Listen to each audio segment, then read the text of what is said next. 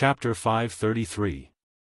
The rocket launchers were fired, and the war elephants that were hit either fell to the ground or ran away in fear. It did alleviate some of the pressure on the main force of the mercenaries, but it still didn't have much effect on the overall situation. In the rear, Tiger's Mane put down the binoculars in his hand and said to Yang Chendong worriedly, "Young master, the soldiers in front are under a lot of pressure." "Yes, they are under a lot of pressure. But when there is pressure, there is motivation, so that these boys don't have their noses up in the sky every day. They look like they are the boss, the second boss, and the third boss." Yang Chendong said this with a smile. Seeing that the young master could still talk and laugh here, Tiger's Mane couldn't help but breathe a sigh of relief. It seemed that the young master had a way to turn the situation around. Okay. Sure enough, when he saw that the war elephants were less than 150 meters away from the cold front, Yang Chendong finally stopped joking. Instead, he said to the first and second guards who were still standing in front of the 5 mortars, "Prepare to fire, adjust the distance to 50 meters behind the war elephants." Although when the distance was close, the mercenaries still had a wave of grenades in their hands to attack. But if the opponent was only a few hundred war elephants, they could give it a try, but against 20,000, it was a bit insufficient. And if the war elephants really rushed into the mercenaries' team, the consequences would be unimaginable, and it was not something that Yang Chendong wanted to see. The first and second guards who had been waiting anxiously immediately began to operate the mortars. They even had a competition to see who could hit more accurately. In this regard, Yang Chendong naturally crossed his arms and watched the battle from the side. He had already taught the key points of operation to them, and it turned out that these team members also learned very quickly, which made him very relieved. The result of his relief was that when the mortar shells were fired again, they landed on the spot that Yang Chendong pointed out, and then fell into the elephant herd, sending countless elephants flying. The powerful shells were not comparable to rocket launchers, and the direct result was that the elephant herd was in chaos. After all, they were animals, not humans. Although they had all been trained, under the stimulation of the thunderous sound and the fiery light, these war elephants revealed their instincts and began to run in all directions. This caused the Jianghu soldiers near them to suffer, and they became meat paste under the feet of the war elephants. Even the Jianghu soldiers riding on the war elephants didn't fare any better. Faced with the disobedient war elephants, they were either thrown away or directly killed by the shells. Chen Heijin, one of the famous generals of Jianghu, was unfortunately hit by a shell under such circumstances, and it happened to be in the center of the battlefield. His entire body instantly turned into countless pieces, and his original appearance could no longer be seen. There was a saying that success and failure depended on the same person. The hope that they had placed their hopes on had now become the biggest threat. The moment the Jianghu soldiers were mercilessly trampled, it was already announced that the attack had failed. In addition, the mercenaries took this opportunity to launch a frenzied counterattack. Some of the brave soldiers directly rushed out and threw the grenades in their hands forward, causing balls of fire to appear, and then, there was no more and then. The morale of the Jianghu soldiers had been completely extinguished. Even one of the famous generals, Fan Yuhai, saw that the situation was turning for the worse, and led 20,000 elite soldiers to escape in another direction outside the city. As for the soldiers who did not follow General Fan, what they needed to do now was to escape back to Shiyu City. It seemed that this was the only way to ensure their safety. However, at a time like this, where could there be a safe place? It was the same in Shiyu City. After Chen Di led his subordinates and the Chen clansmen to destroy all the catapults in the city, they didn't face the attack of the Jianghu army. Instead, they were ignored and ignored. After the news of the defeat at the front lines had spread, even King Li Li and Crown Prince Li Yuanlong had escaped Shiyu City under the protection of the Crown Prince's 5,000 guards, and were heading towards the commandery city. The king and Crown Prince had escaped, and so had General Fan. General Chen had died in battle, and the soldiers below him were like headless flies. Who would care about what Chen Di was doing? especially the 100,000 Jiaoji soldiers who were waiting at the north and south of the city. They were like abandoned children, and no one cared about them. According to the original plan, when the 100,000 elite Jiaoji soldiers charged from the east of the city, the 100,000 soldiers of the Jiaoji soldiers would charge out from the north and south gates, and cooperate with the main force to attack the mercenaries' camp. After all, they had the advantage in numbers. However, the moment the mortars were fired, the ordinary Jiaoji soldiers were afraid. They didn't want to face death, especially when they knew that in the original plan, they were just scapegoats and shields. It was normal for them to hesitate for a while. It was the hesitation of the generals that caused the soldiers below to react. When the order was given to open the city gates and charge at the mercenaries, they didn't want to do it. It wasn't a collective strike, but at least most of the people with brains stood in place and didn't move. When the generals saw that the soldiers didn't follow their orders, although they were angry, they didn't dare to do anything overboard. Who knew if the soldiers would attack them if they were forced into a corner? It was at this time that news came from the front lines. The main elite force had been defeated, the king and the crown prince had fled, and the catapults that had been placed all over the city in preparation for street battles had been destroyed by Chen Di, Magistrate Chen. It was also said that Magistrate Chen had joined the mercenaries and obtained a certain amount of authority. With so much news spreading, the 100,000 ordinary Jiaoji generals were confused. They had been abandoned and couldn't find a way forward. However, some of the smarter ones sent people to contact Chen Di. They wanted to see if there were any benefits to be gained from joining the mercenaries. It wasn't that these generals didn't have a code of brotherhood, but under the circumstances, this was the best choice. One had to know that the puppet army wasn't just a product of one country. As such, the entire Shiyu city began to fall into internal strife with different thoughts. This chaotic situation lasted for a total of 5 days. During these 5 days, the mercenaries stood guard outside the east gate, showing no intention of entering the city. According to Yang Chendong's words, it was a mess. If they entered now, it would be troublesome. There might even be some unnecessary deaths. He didn't want to see such worthless sacrifices. The mercenaries were all treasures, and even the auxiliary soldiers were future treasures. He didn't want to see any of them die just because they went to clean up a mess that they had already won. Thus, the best way was to wait. He would wait for Chen Di and Yang to clear up the order in the city before entering. Of course, he didn't do anything during these 5 days. There were close to 50,000 captives outside the east gate under his command. These were the elites of Jiaoji. Furthermore, they were made up of strong men and adult men. They were a rich source of manpower. With close to 50,000 captives, the 18,000 Jiaoji mercenaries were naturally put to good use. They were in charge of guarding the captives while the auxiliary soldiers were in charge of screening and registration. The mercenaries and auxiliary soldiers were in charge of guarding the captives. The cooperation went smoothly. However, Yang Chendong was dissatisfied that 20,000 captives had escaped. Even the famous general of Jiaoji, Fan Yuhai, had escaped. Thus, the battle outside the east gate had only killed 30,000 people. However, this was already enough to set the foundation for Jiaoji's downfall. This was because good news had just come from the commandery city. King Li Li and Crown Prince Li Yuanlong, who had escaped there, had already snuck into the commandery city. They had been captured alive by Wu Sheng, the commander of the 2nd Battalion of the Cold Front 2nd Regiment. Wu Sheng had led the 1st Battalion of the main force and 2 auxiliary battalions to fight in the Langsun region.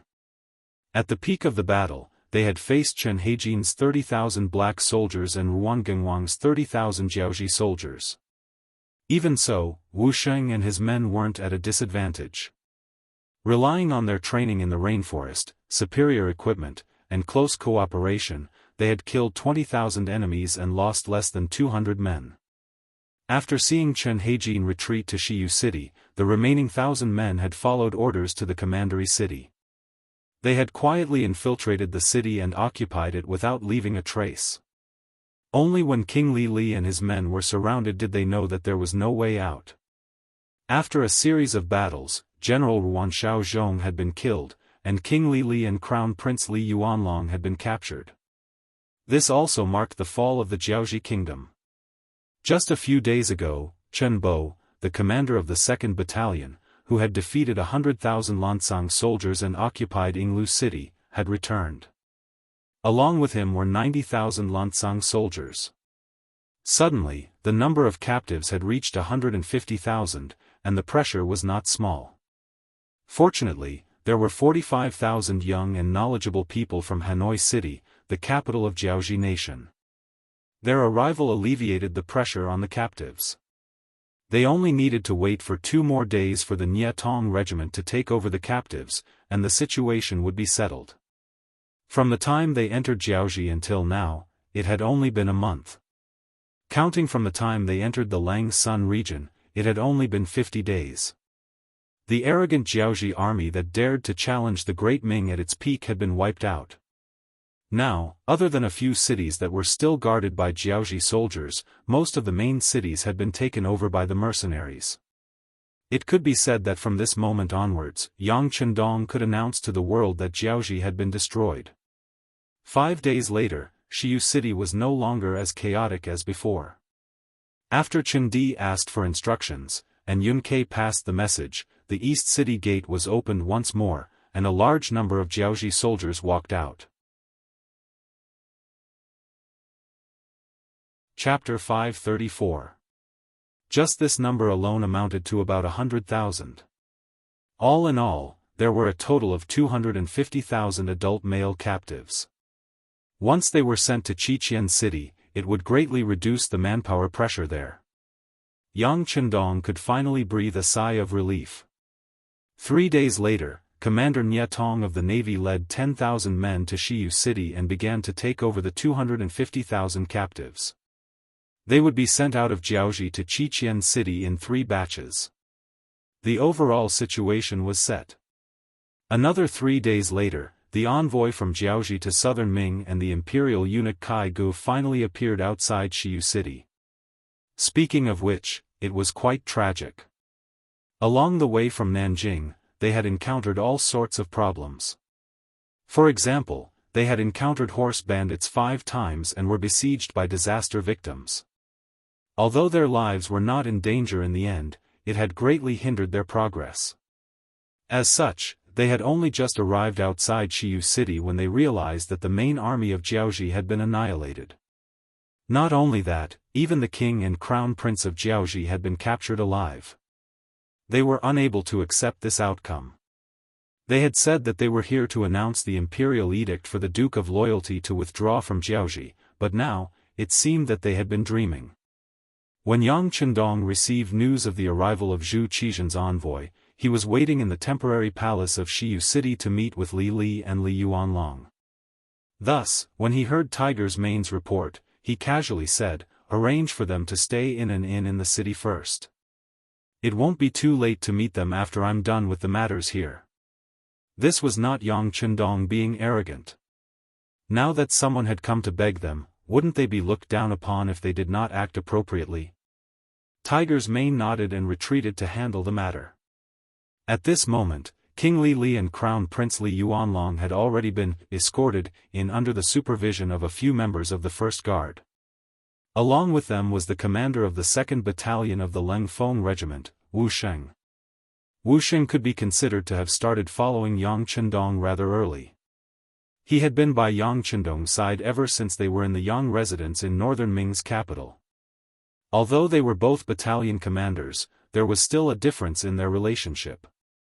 This Wu Sheng belonged to the category that was closer to the 6th young master.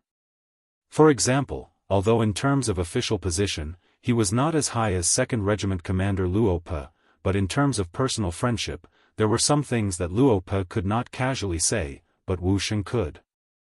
"Thank you for your hard work," Yang Chendong said with a smile when he saw Wu Sheng, who was wearing a camouflage uniform and had the insignia of a major. "Not at all. A silly smile appeared on Wu Sheng's face, but it quickly turned into a serious expression. The sixth young master could joke with him, but he did not have the right to joke with the sixth young master.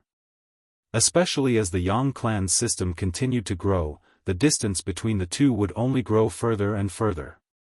Yang Chendong was very satisfied with Wu Sheng's performance.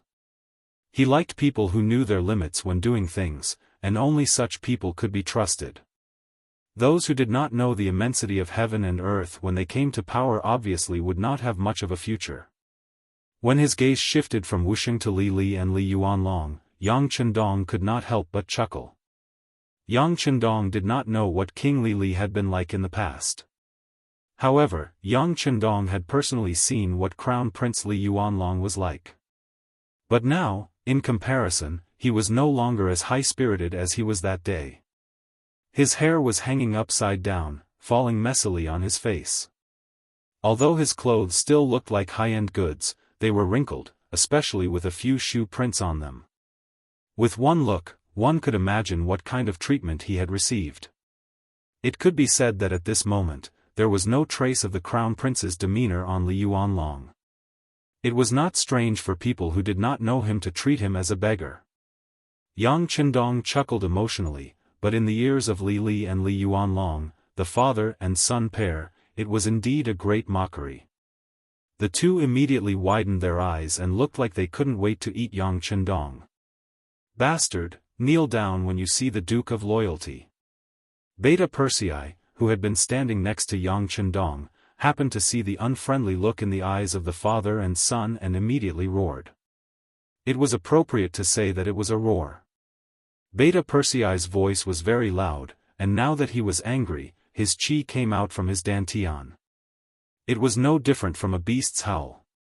Just this shout scared Li Li and Li Yuanlong so much that they knelt on the ground. Of course, this was also due to the efforts of the members of the First Guard Squad behind them. In the eyes of the First Guard Squad, Beta Persei and Tiger's Mane often represented the sixth young master. The one who was hurt the most by this roar was Yang Chendong, who was sitting in front of him. Fortunately, the chi that had appeared in his body at some unknown time had greatly protected him. That was why he was only startled and not injured. But he could not help but rub his ears first, then turn back to glare at Beta Persei until he saw the other party smile a little embarrassedly. Then, he turned his head again and looked at Li Li and Li Yuanlong. When the father and son glared at him just now, Yang Chendong didn't detect any killing intent from them. This could only prove that the two of them were really afraid. They just wanted to puff themselves up at their own cost. They just wanted to prove their existence and status. To be more specific, it was a bit of a show of strength but cowardice at heart. Unfortunately, Yang Chendong did not care about such little tricks. Not to mention that they were already prisoners, even if they still had their original identities, he would never be afraid. "Li Yuanlong, do you still remember our conversation that night?" Yang Chendong finally spoke after looking at the father and son with a scrutinizing gaze. "Yes. I remember." Li Yuanlong seemed to suddenly think of something, then a trace of confusion appeared in his eyes, and then his whole body could not help but tremble. That night, Yang Chendong once said to him that if the father and son were willing to take the initiative to surrender, although they would lose their power, they would still be safe for the rest of their lives. But if they did not surrender, then they could only choose death. At that time, these conditions were indeed difficult to accept in his ears. But now, the overall situation was set, and they had really become Yang Chendong's prisoners. How could they not be afraid when they thought of this matter? As if to prove what he said at the beginning, Yang Chendong suddenly swung his long arm, and two flashing golden throwing knives flew out, then landed at the feet of Li Li and Li Yuanlong. The position was only a fist away from their feet. Their eyes lit up. Other than the father and son, the other people in the hall looked at Yang Chendong with eyes full of admiration. Not for anything else, but just because of the beautiful throwing knife skill. This was something they could not do even if they were beaten to death. They could throw the throwing knife, but they would not throw it so far, a distance of 40 meters, and they would not throw it so accurately. Of course, if they knew that the person involved was not satisfied with this skill. Yang Chendong was still thinking in his heart that he was still not mature and skilled in using qi. He originally aimed at the feet of the other party. Thinking about it, if the two throwing knives landed less than an inch in front of the feet, what kind of situation would it be? In this way, Yang Chendong thought that he still had to work hard to cultivate. He believed that with the existence of qi, as long as he continued to work hard, he would be able to do whatever he wanted. Ignoring the admiring eyes of others, Yang Chendong looked at Li Li and Li Yuanlong, the father and son, and said in an emotionless voice, "Since you are the first country I destroyed, I will give you a chance. Only one of you can live, you can choose." What was cruel? Presumably, this was cruel. Only one of the father and son could live, or let them choose for themselves. Most likely, anyone would hesitate when faced with such a question. They would be conflicted, and they might even be unable to stop themselves from cursing. Fortunately, Li Li and Li Yuanlong were not ordinary people. One of them was the king of a country, the other was the crown prince of a country, the future king. How could they be measured by the standards of ordinary people?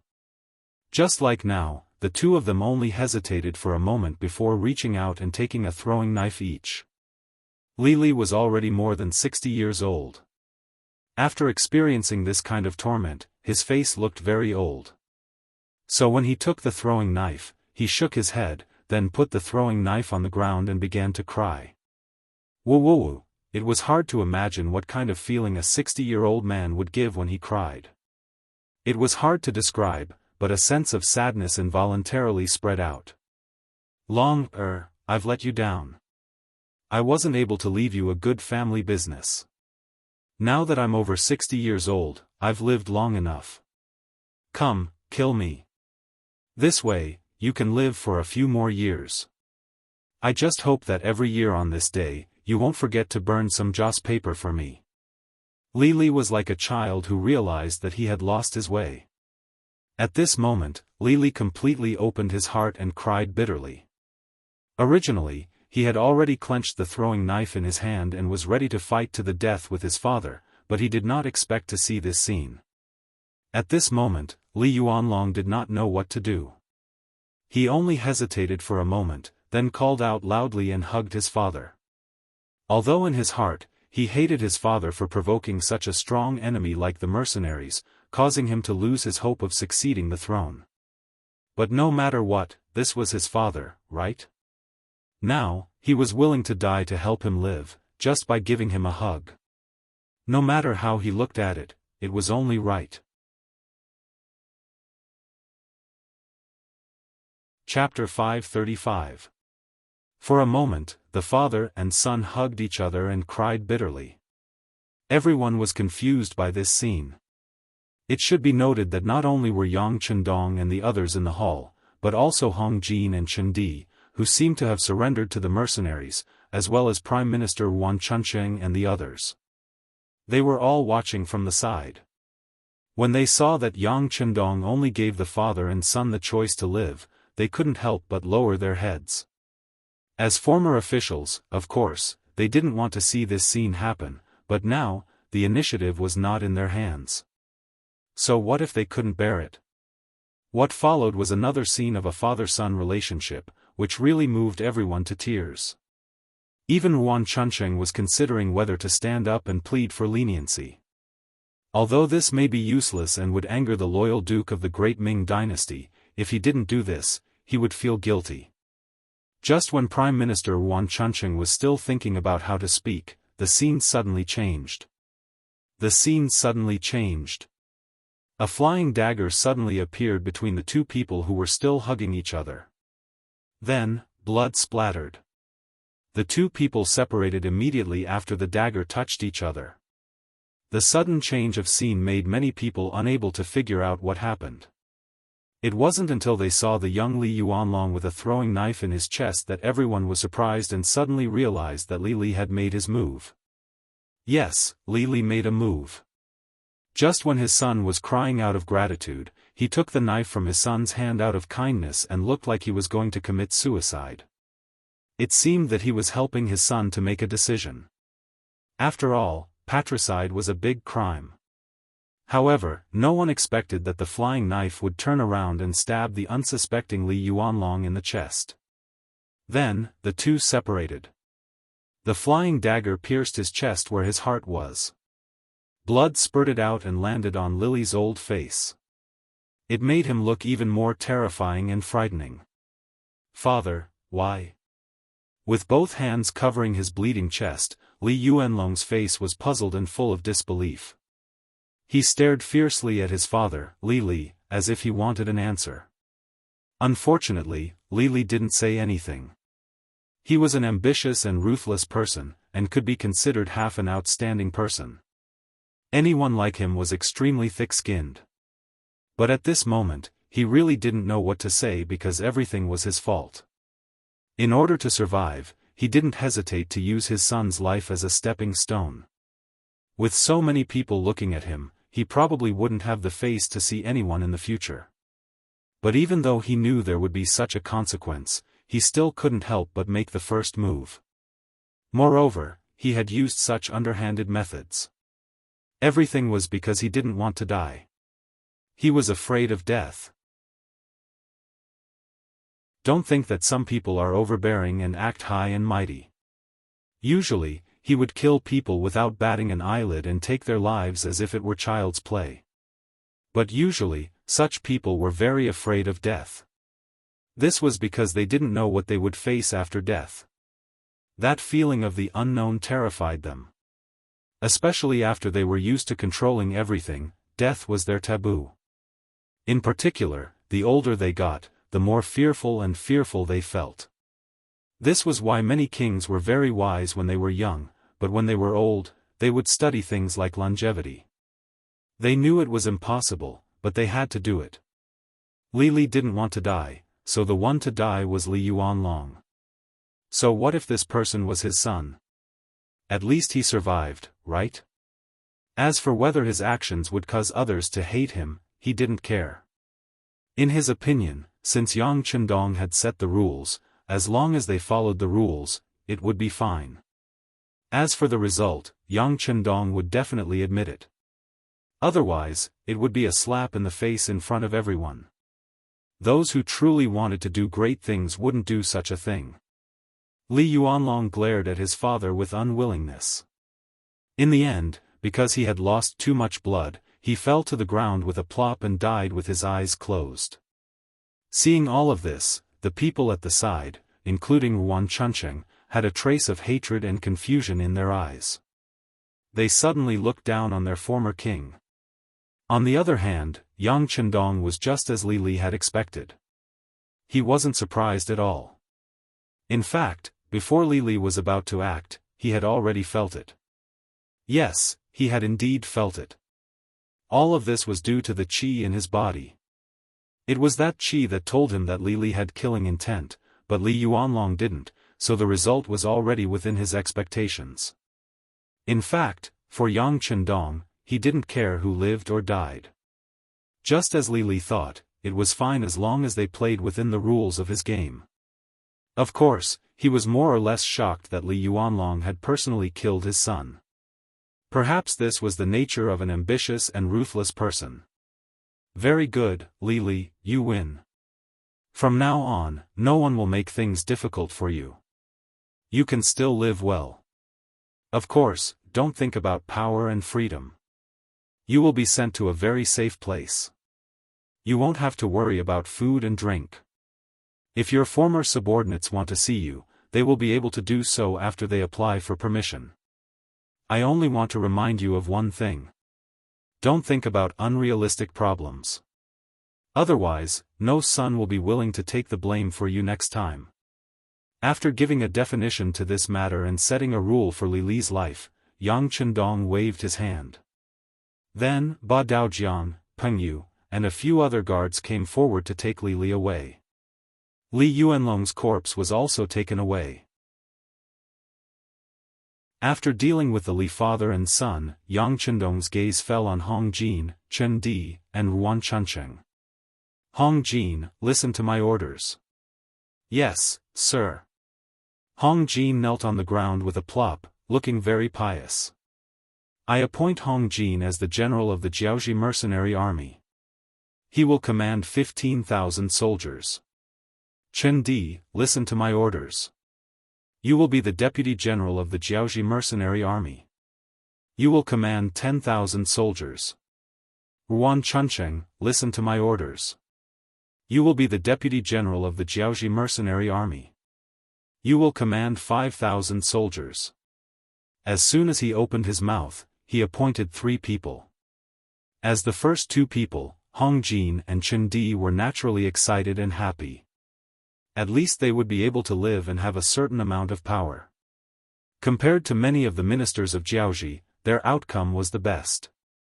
However, the last person to be named, Ruan Chunqing, stood there without moving for a long time after hearing Yang Chendong call his name. What? You're not willing? Seeing that Ruan Chunqing didn't say anything, Yang Chendong raised his voice as if he was questioning Ruan Chunqing. This. I don't have to die. Why would you forgive me and give me such an important task? Ruan Chunqing was confused. Obviously, he did not understand Yang Chendong's decision. He had originally thought that he was going to die for sure, and he had even mentally prepared himself for it. However, who would have thought that not only was he innocent, but he was also given great power? Because you have the ability. I'm interested in your ability. There are still some places in Jiaoji that are in chaos. I hope that you can step in and calm them down so that fewer people die. I think you can do it and you're willing to do it, right? Yang Chendong pointed out the reason why he wanted to put Ruan Chunqing in an important position. Although Ruan Chunqing did not contribute much, he did not do anything wrong either. It was his original identity that forced him to go against the Jiaoji mercenary army. There was no personal grudge between them. Furthermore, he was able to become the prime minister of Jiaoji. Even a formidable person like Lily approved of him. No one would believe that he did not have the ability. If he dared to put Lily in an important position, why wouldn't Yang Chendong do the same? Not to mention, Hong Jin and Chen Di were suppressing him from above, so there wouldn't be any problems. Of course, the main reason why Yang Chendong wanted to use Ruan Chunqing was because he knew that Ruan Chunqing was talented and capable. In the past, Jiaoji was his enemy. When he wanted to kill and destroy, he would not show any mercy. But now, this place had become his sphere of influence. Naturally, he had to change his mindset.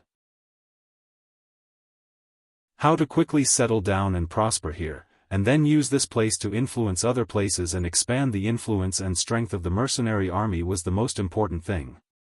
To achieve this, Hong Jin and Chen Di were not enough. On the other hand, Ruan Chunqing could do it as long as he worked hard. Ruan Chunqing could not immediately see through Yang Chendong's intentions, but he was still impressed by his magnanimity. Since ancient times, there was a saying that a gentleman would die for his bosom friend. Even if he did not care about this favor, he had to accept this task for the sake of the Ruan clan's descendants. Otherwise, if he angered Yang Chendong, not only would he die, but the Ruan clan would also suffer. Thud. Ruan Chunqing knelt on the ground. He did it willingly. Thank you, Duke of Loyalty. Chunqing will do my best. Only death awaits. Good, get up. I don't want you to die. Speaking of which, if you become my subordinate, you should live a better life. I have the ability to give you that. Of course, if anyone still has other tricks up their sleeves, don't blame me for being merciless once it's discovered. Yang Chendong's face couldn't help but become serious when he said the last part. I hate it when people betray me. If anyone dares to do so, they will suffer a fate worse than death. We don't dare, Hong Jin, Chen Di, and Ruan Chunqing said in unison. Taking advantage of this situation, Yang Chendong nodded his head and handed the matter of pacifying the other parts of Jiaoji to the 3 of them. Presumably, with these 30,000 men and the influence of the mercenaries, there shouldn't be any resistance in Jianghu.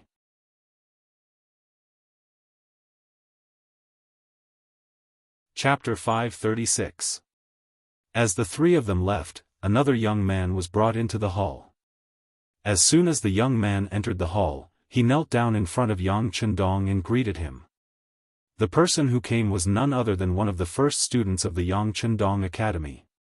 He was also one of Yang Chendong's disciples, Chang Qianhao. The Chang family was a wealthy family. Not only was their family wealthy, but their businesses were spread all over the Jiangnan area. There were also some officials in the family who had a close relationship with the Southern Ming Empire. As the leader of the younger generation of the Chang family, Chang Qianhao had already shown himself in the family and had a certain status. However, he was not a satisfied person. Especially after he went to the capital of Baiming and saw the power of the immortal abode and sky beyond sky, he worshipped the person behind all of this, Yang Chendong. Later, when the Yang Family Academy enrolled students, he signed up and became one of its members. Later, because of his excellent performance in business, he became one of Yang Chendong's disciples. After graduation, he returned to the Chang family in Jiangnan and did a lot of things for Yang Chendong, making the Chang family more powerful in Jiangnan's business. Chang Qianhao was also regarded by the older generation of the Chang family as one of the most promising people to inherit the family business. This time, he was summoned to Jianghu because Yang Chendong wanted to develop business here. The Chang family's influence in the Southern Ming Empire's business circle was not small. This was where he needed to rely heavily, which led to the current scene. Qianhao, your body has grown stronger. Not bad, get up. Looking at the disciple kneeling on the ground, his skin seemed to have become darker. Yang Chendong nodded with satisfaction and then pointed to a chair in front of him. He did not dare to refuse an elder's gift. Although Yang Chendong was only a few months older than Chang Qianhao, the idea of a teacher for a day, a father for life was very popular at that time and was the most orthodox existence. Chang Qianhao sat in front of Yang Chendong with a trembling look. Don't be nervous. I called you over this time because I have something for you to do. Teacher is planning to start a business with Jianghu as the center. He will start selling some of the realm beyond heaven's products here and then sell them to the Southern Ming Dynasty and the nearby countries. How about it? Do you have the confidence to do this well? Yang Chendong said with a smile. Even though Baiming already had a heavens beyond trading company, transportation in ancient times wasn't very developed. When some goods were shipped to Southern Ming, or even Jianghu, the price would rise quite a bit due to transportation issues. This wasn't beneficial for the quick sale of some goods in Crimson City. That was why he had decided to build a second commercial center around Jianghu. This way, not only would he be able to prosper Jianghu and restore its prosperity, he would also be able to earn more money and increase the flow of goods. Why not? Chang Qianhao had already thought of the reason before he had come. As for people saying that Jianghu was still Jianghu and that Yang Chendong's words didn't necessarily have the final say, he didn't think too much about it. With his trust in his teacher, he naturally didn't need to worry about the safety of his teacher. As expected, when he arrived at Jianghu, everything had changed. The originally huge country had now become Yang Chendong's territory. If this happened to anyone else, they would definitely be shocked. However, when it was related to Yang Chendong, Chang Qianhao felt that it couldn't be any simpler. If someone really went to the Yang Family Academy and listened to Yang Chendong's lectures, they would know that this young teacher really knew everything from astronomy to geography. It was as if there was nothing he didn't know and nothing he couldn't understand. It wasn't strange for someone like this to be able to do anything because he possessed such magic and ability. Teacher, this student will definitely do his best and won't disappoint you, said Chang Qianhao excitedly. Although Yang Chendong hadn't mentioned what benefits he would give him from the start, sometimes it was best to not mention it. For example, when selling things to different places, there would always be a problem with the ratio, and there would always be a problem with the distributor. Yang Chendong didn't specify who would give him the benefits, so how this cake would be divided, wouldn't it all be up to him? This was an opportunity to indirectly strengthen the Chang family. As long as he was slightly biased towards the Chang family and those who were on good terms with the Chang family, wouldn't he have everything? Of course, it would only be limited to a little manipulation, and he couldn't go overboard. Moreover, the Chang family would have to pay the price as well. Otherwise, no one could imagine the consequences of angering his teacher. If that day really came, it would be hard to say whether the entire Chang family would still exist. The conversation with Chang Qianhao soon ended. After all, Yang Chendong had a lot of things to do. He only needed to point out a way to do business, and the people below should know how to do it. His main focus was still on dealing with major issues. What was a major issue? Of course, it was how to deal with the relationship between Southern Ming, Bai Ming, and the Min King. The reason why the Min King was placed in the same position as Southern Ming and Bai Ming. That was because Yang Chendong didn't mean to be enemies with the Min King. On the contrary, he had to find a way to balance these three forces as much as possible. Only in this way, they wouldn't point their spears at him, and he would have the opportunity to develop his own territory and do what he wanted to do. Beta Persei, prepare the meal. In the afternoon, I will meet with the envoys from Southern Ming. After all, they representing sect, so it wouldn't be good to neglect them too much. After dealing with these matters in the morning, Yang Chendong stretched his back and stood up.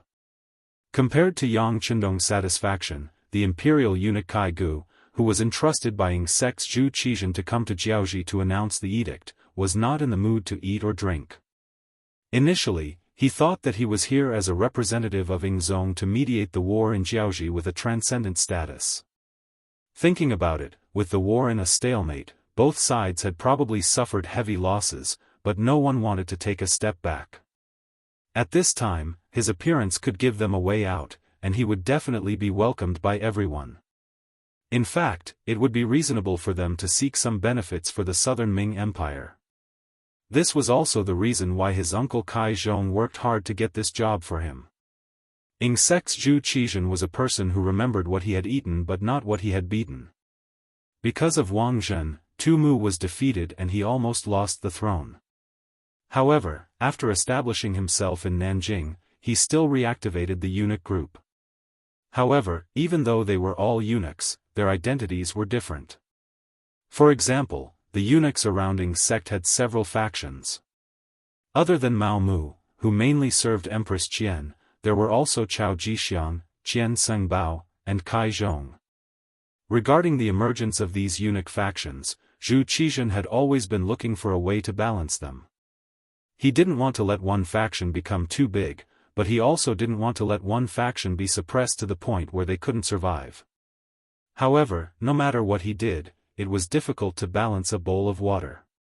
In comparison, Kai Zhong's faction was originally weak. Perhaps it was because Zhu Qizhen saw this point that he gave the task of announcing the edict to Kai Zhong's nephew, Kai Gu. Along the way, Kai Gu had been imagining what kind of identity he would have when he arrived in Jiaoji, and what kind of awe-inspiring appearance he would have. However, in reality, the closer he got to the land of Jiaoji, the more complicated his thoughts became. Along the way, all he heard was news of the defeat of the Jiaoji army. When he arrived at Hanoi, the capital of Jiaoji, he heard about the battle at Shiyu City. The Jiaoji army had suffered a great defeat, and even the country's ruler had fled. It was beyond Kai Ji's expectations that the battle would come to an end in such a short time. As such, along the way from Hanoi to Shiyu City, most of the Jiaoji envoys who were following him had fled. Perhaps, they were afraid of being implicated. Others could leave, but Kai Gu couldn't. Otherwise, not only would he implicate his uncle, but he would also have nowhere to go. What awaited him was the pursuit of the Eastern Faction Guards and the embroidered uniform guards. Bracing himself, he finally arrived at Shiyu City. Before he even entered the city, he saw several Jingguan. There were the 5,000 Jiaoji Jingguan from before, as well as the 30,000 Jiaoji Jing Guan after the battle. When he saw the huge Jing Guan from afar, Kai Gu couldn't help but feel his legs go weak. His scalp went numb, and his body trembled uncontrollably. He knew that his mission this time wouldn't be easy to complete. Regardless of his feelings, Kai Gu still made his way to Shiyu City. Indeed, he was warmly received, and only then did he feel better. When he was informed that the Duke of Loyalty would meet him in the afternoon, he began to ponder about how he should speak and complete his mission. Before he could think of anything, another piece of news came, disrupting Kai Ji's calm mind. The king of Jiaoji and the crown prince had been captured by Yang Chendong. Not only that, the king of Jiaoji even killed his young son in front of everyone in order to survive. Naturally, Kai Gu wouldn't doubt the authenticity of this news. After all, the ones who spread this news were some of the old officials of Jiaoji, and it was said that they had witnessed it with their own eyes. If this news was true, then there was a problem. Jiaoji had already been destroyed. Wouldn't it be ridiculous for him to appear here as the mediator of the war? While he was in a daze, someone came to see him, saying that the Duke of Loyalty wanted to meet him. With incomparable nervousness, Kai Gu came to a courtyard and saw the Duke of Loyalty of the Great Ming Dynasty playing with goldfish beside a pond in the garden.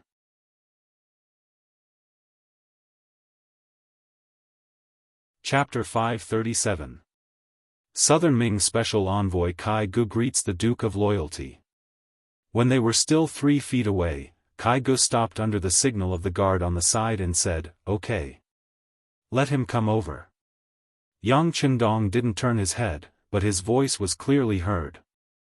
Not to mention that a small Kai Gu didn't have the ability to do anything to him. Even if he had such ability, his ki would become stronger and stronger. Why should he be afraid of him? "Go over, but be careful." Peng Yu, who was guarding here, looked at Kai Gu coldly and reminded him coldly. Another team member standing on the side, Ba Daojiang, casually glanced over here, then turned around and began to observe the surrounding movements. He felt that it was interesting for his comrade Peng Yu to scare people like this, but he knew that his duty was still to guard the safety of this place. Although Shiyu City was occupied by the mercenaries, it didn't mean that it was safe here.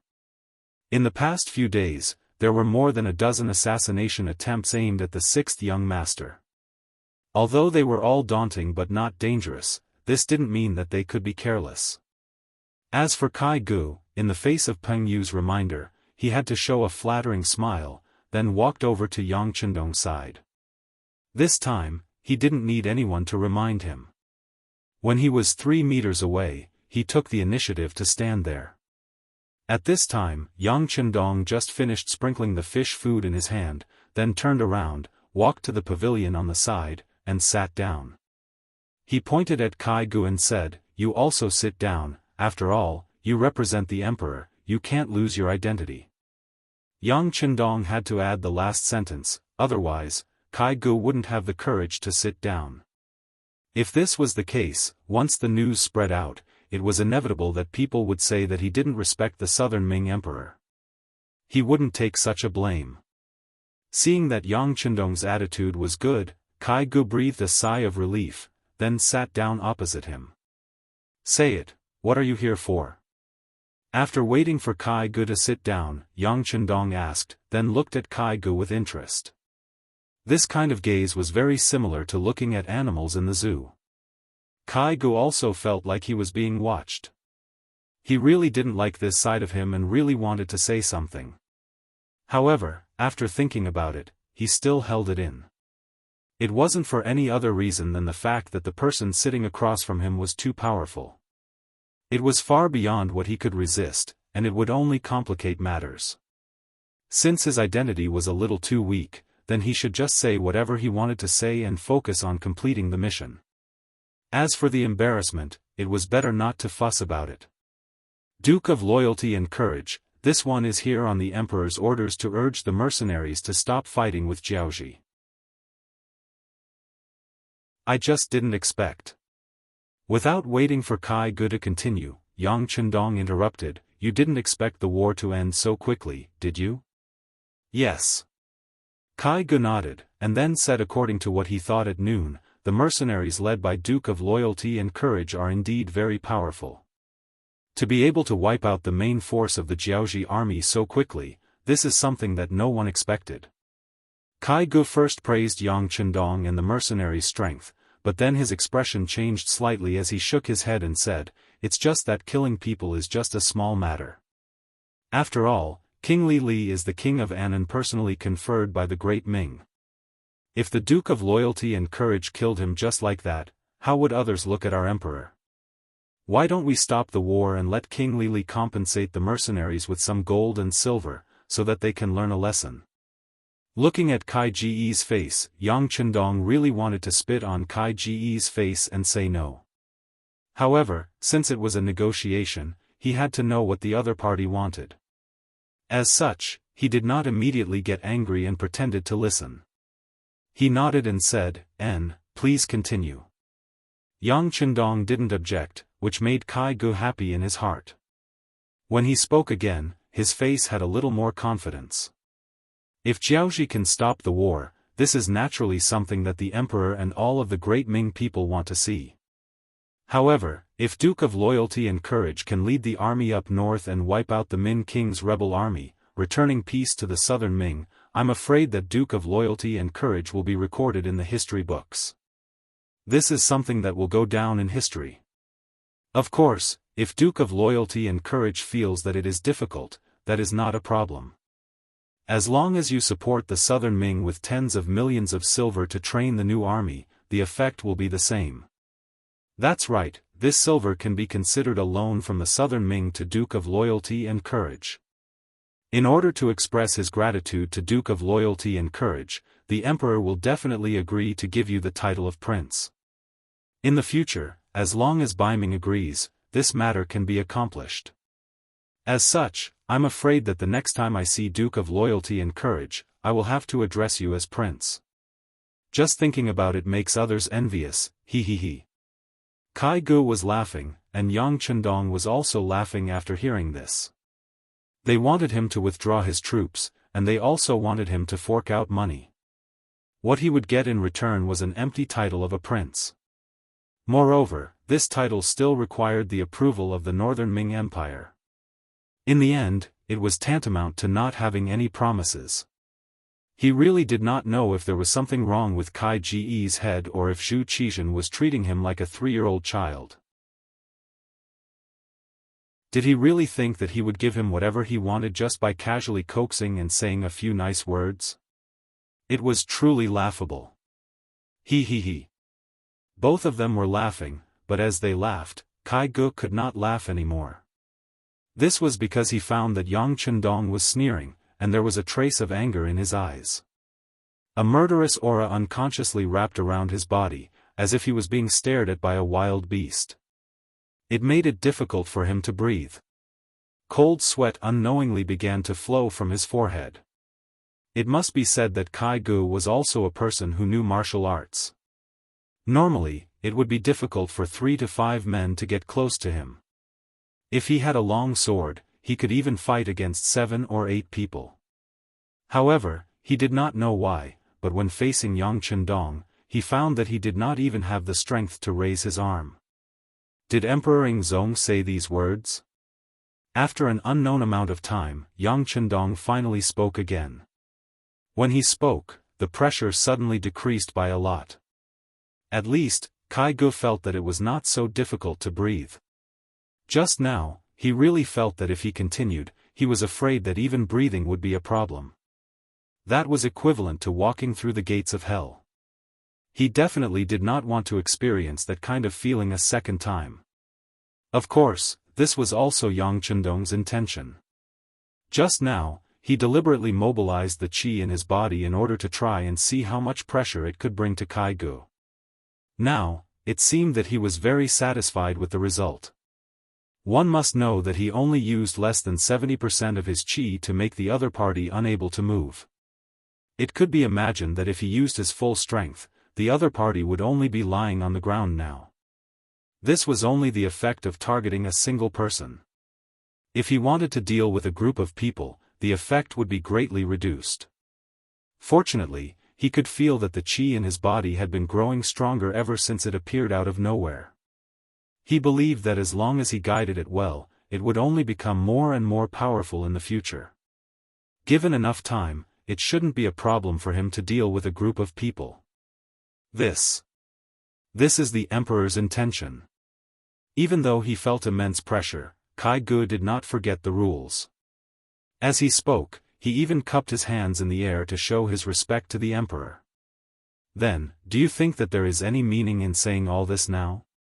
Of course, Yang Chendong knew that this was Ing Zong's intention. Otherwise, how would a small eunuch like him dare to do such a thing on his own? However, he still asked the question because he wanted to put the pressure on Kai Gu. Under the pressure, the might of the qi was naturally displayed. Kai Gu shook his head. To be honest, I'm afraid that no one would expect the mercenary army to be so powerful that the Duke of Loyalty could pacify the Jiaoji army in such a short time. Looking at it this way, these requests are somewhat inappropriate. Kai Gu also knew that when he said those words, he was going against the Emperor's orders. But there was no other way. The situation was stronger than the person, not to mention that Yang Chendong was sitting opposite him. After what happened just now, he was really afraid that if he said something wrong, Yang Chendong would directly kill him.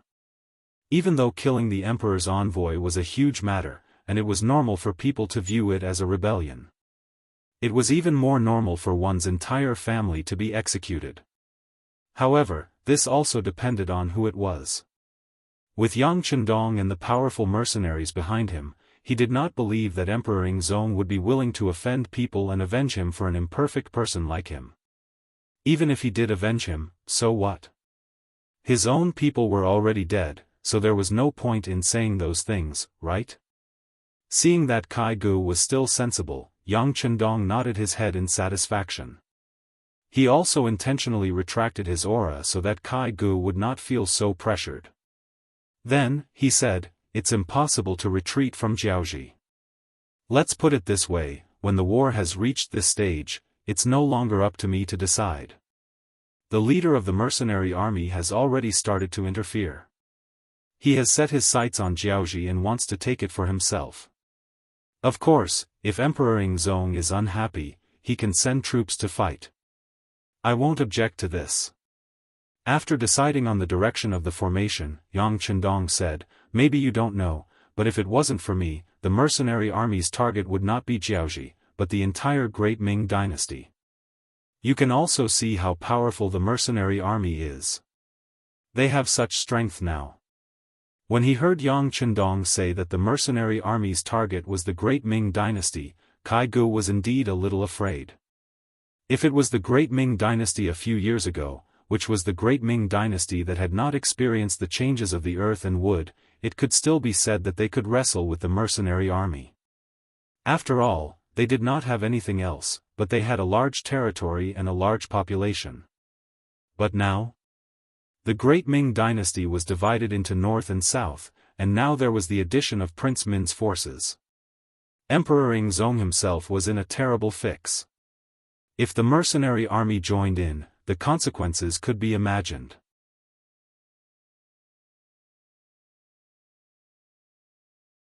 Chapter 538. Thinking about the current situation of the southern Ming Empire, Kai Gu couldn't help but feel short of breath. At this point, the initiative was completely in Yang Chendong's hands. Seeing that Kai Gu didn't speak anymore and sighed as if he had accepted his fate, Yang Chendong smiled in his heart. Some people were like this, always thinking that they were the emperor and everyone should listen to them. But once they met a tough opponent, their attitude would immediately change. Perhaps this was the human instinct to bully the weak and fear the strong. However, Yang Chendong wouldn't pity Ing Zong because he already saw that such a person wouldn't be able to lead the Han people to the peak of the world. Since others couldn't do it, then he would leave everything to him. Yang Chendong already had an idea in his heart. When he talked about some things, his tone naturally wouldn't be polite. Speaking of the Battle of Jiaoji, it isn't over yet. The captured King Li has already said that the person who sent people to assassinate me was his subordinate, Fan Yuhai. This time, this person escaped and went to the Lancang kingdom.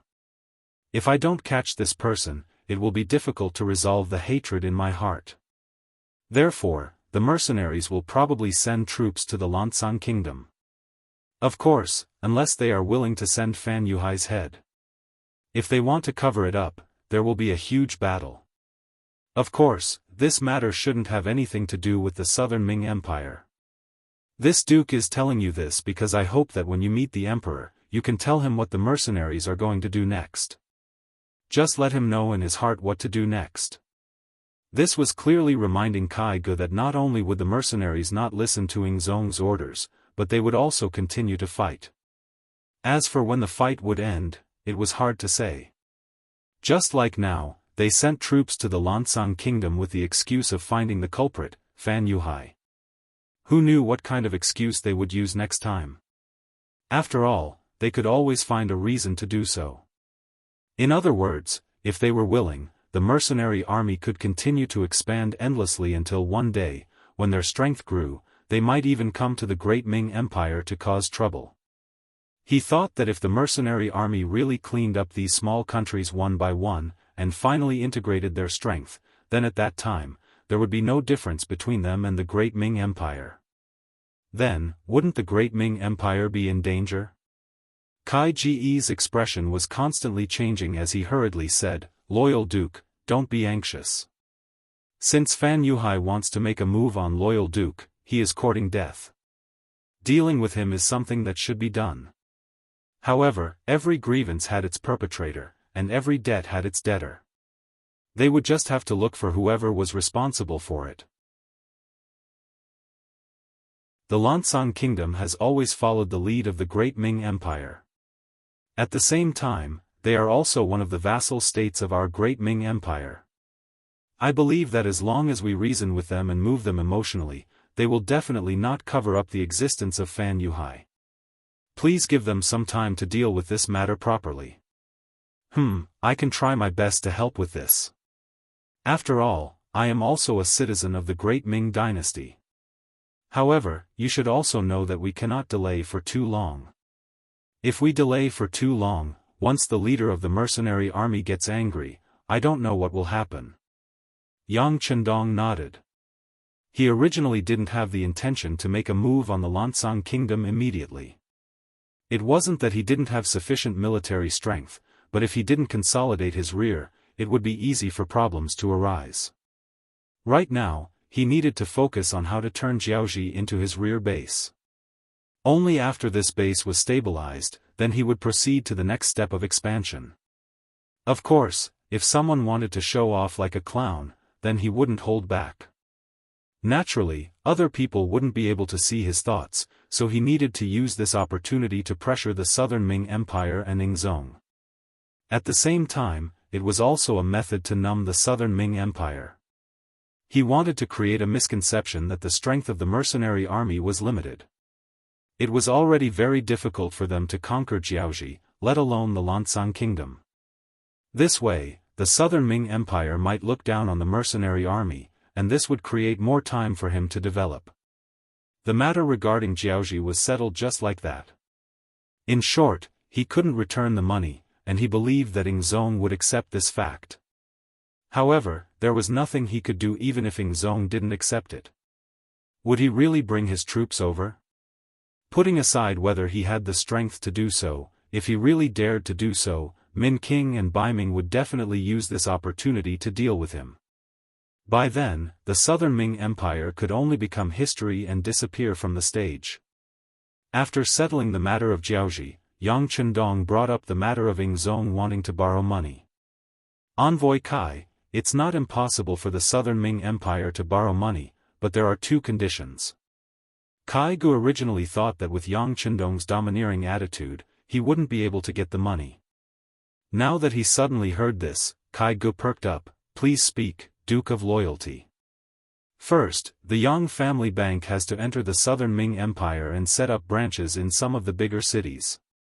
Only then can we better allocate the money and work for the Southern Ming Empire. Second, even if we borrow money with collateral, we don't know what the Southern Ming Empire will be willing to pay. If we don't have anything, this matter won't be easy to handle. Don't you think so? Yang Chendong looked at Kai Gu with a deadpan expression, as if he was doing business. As for the first condition, Kai Gu really couldn't say anything about the Yang family bank entering the southern Ming Empire. After all, if you wanted to ask someone for help, then it was normal for their bank to enter your territory. Not to mention, it was under the guise of working for the southern Ming Empire, so there was even less reason to reject it. As for the second condition, Kai Gu really didn't think about it. In his opinion, the emperor was giving you face by asking you to borrow money. Why would he ask for collateral? Of course, he wouldn't say such thoughts in front of Yang Chendong. Who knew if it would anger him? The feeling of being unable to breathe had not completely subsided, and he didn't want to feel it again. Therefore, after thinking for a while, Kai Gu asked, "Then I don't know what kind of collateral the southern Ming Empire needs to pay if they want to get the money? What kind of collateral do you have?" Yang Chendong didn't fall into the other party's trap. Instead, he held the initiative and asked back. Originally, Kai Gu wanted to wait for Yang Chendong to speak first and see what the other party liked. This way, he could bargain properly. However, he didn't expect that the other party would kick the question back to him. Instead, it made him fall into deep thought. Speaking of which, the matter of borrowing money with collateral was a common occurrence in the Ming Empire. Things like fields, houses, antiques from home, and women's jewelry were all common collateral. Even pawnshops were willing to accept these things in exchange for money to give to others. However, this time, the southern Ming Empire didn't need tens of thousands of silver, but tens of millions of silver. In the face of such a large amount, ordinary items naturally wouldn't be enough. This made things difficult for Kai Gu. He really didn't know what to do. Naturally, Kai Gu was just a mouthpiece. He didn't have the right to decide how this matter would develop. In the end, it would still be reported to Emperor Ing. What he needed now was to figure out what could satisfy Yang Chendong and make him lend money to the southern Ming Empire. Unable to think of a reason, Kai Gu showed a humble appearance and looked at Yang Chendong. He said, "Duke of loyalty and courage, don't tease me. We really don't understand these things. You just need to say something, and I will naturally report it to the emperor. He will be wise and make the final decision."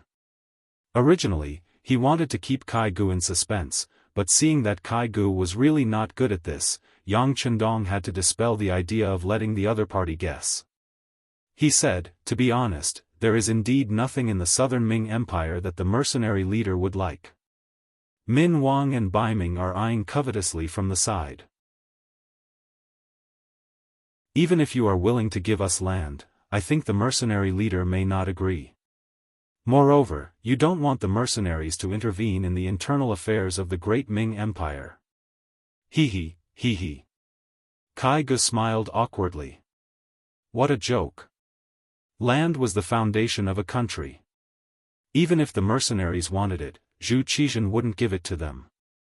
Besides, the southern Ming Empire was already chaotic enough. If the mercenaries were to intervene at this time, wouldn't it be even more chaotic? Looking at Kai Ji's obviously fawning smile, Yang Chendong knew that he had spoken the other party's mind. He continued, "This time, the amount of money that Ing Zong needs is really too much. If it's converted into antiques and similar items, it would probably be an astronomical figure. You can't afford it." Yes. Kai Gu nodded and said, "The emperor is very generous to us servants. Usually, he would reward us with a lot of things. Now that there are years of wars, the national treasury is already empty." Yang Chendong nodded to show that he understood.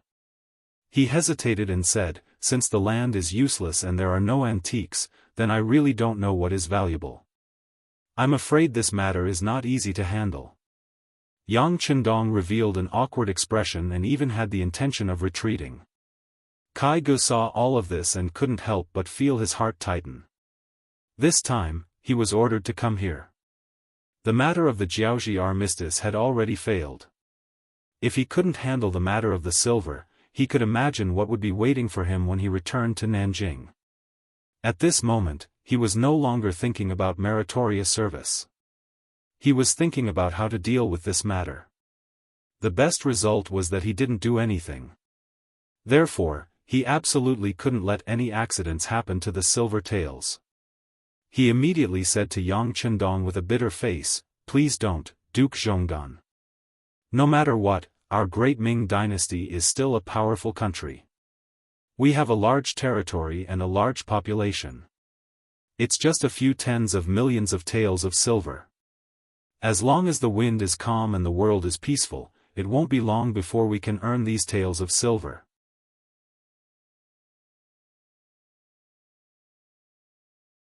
Chapter 539. Yang Chendong seemed to have suddenly thought of something and seemed to have been enlightened. He looked at Kai Gu and said, "That's right.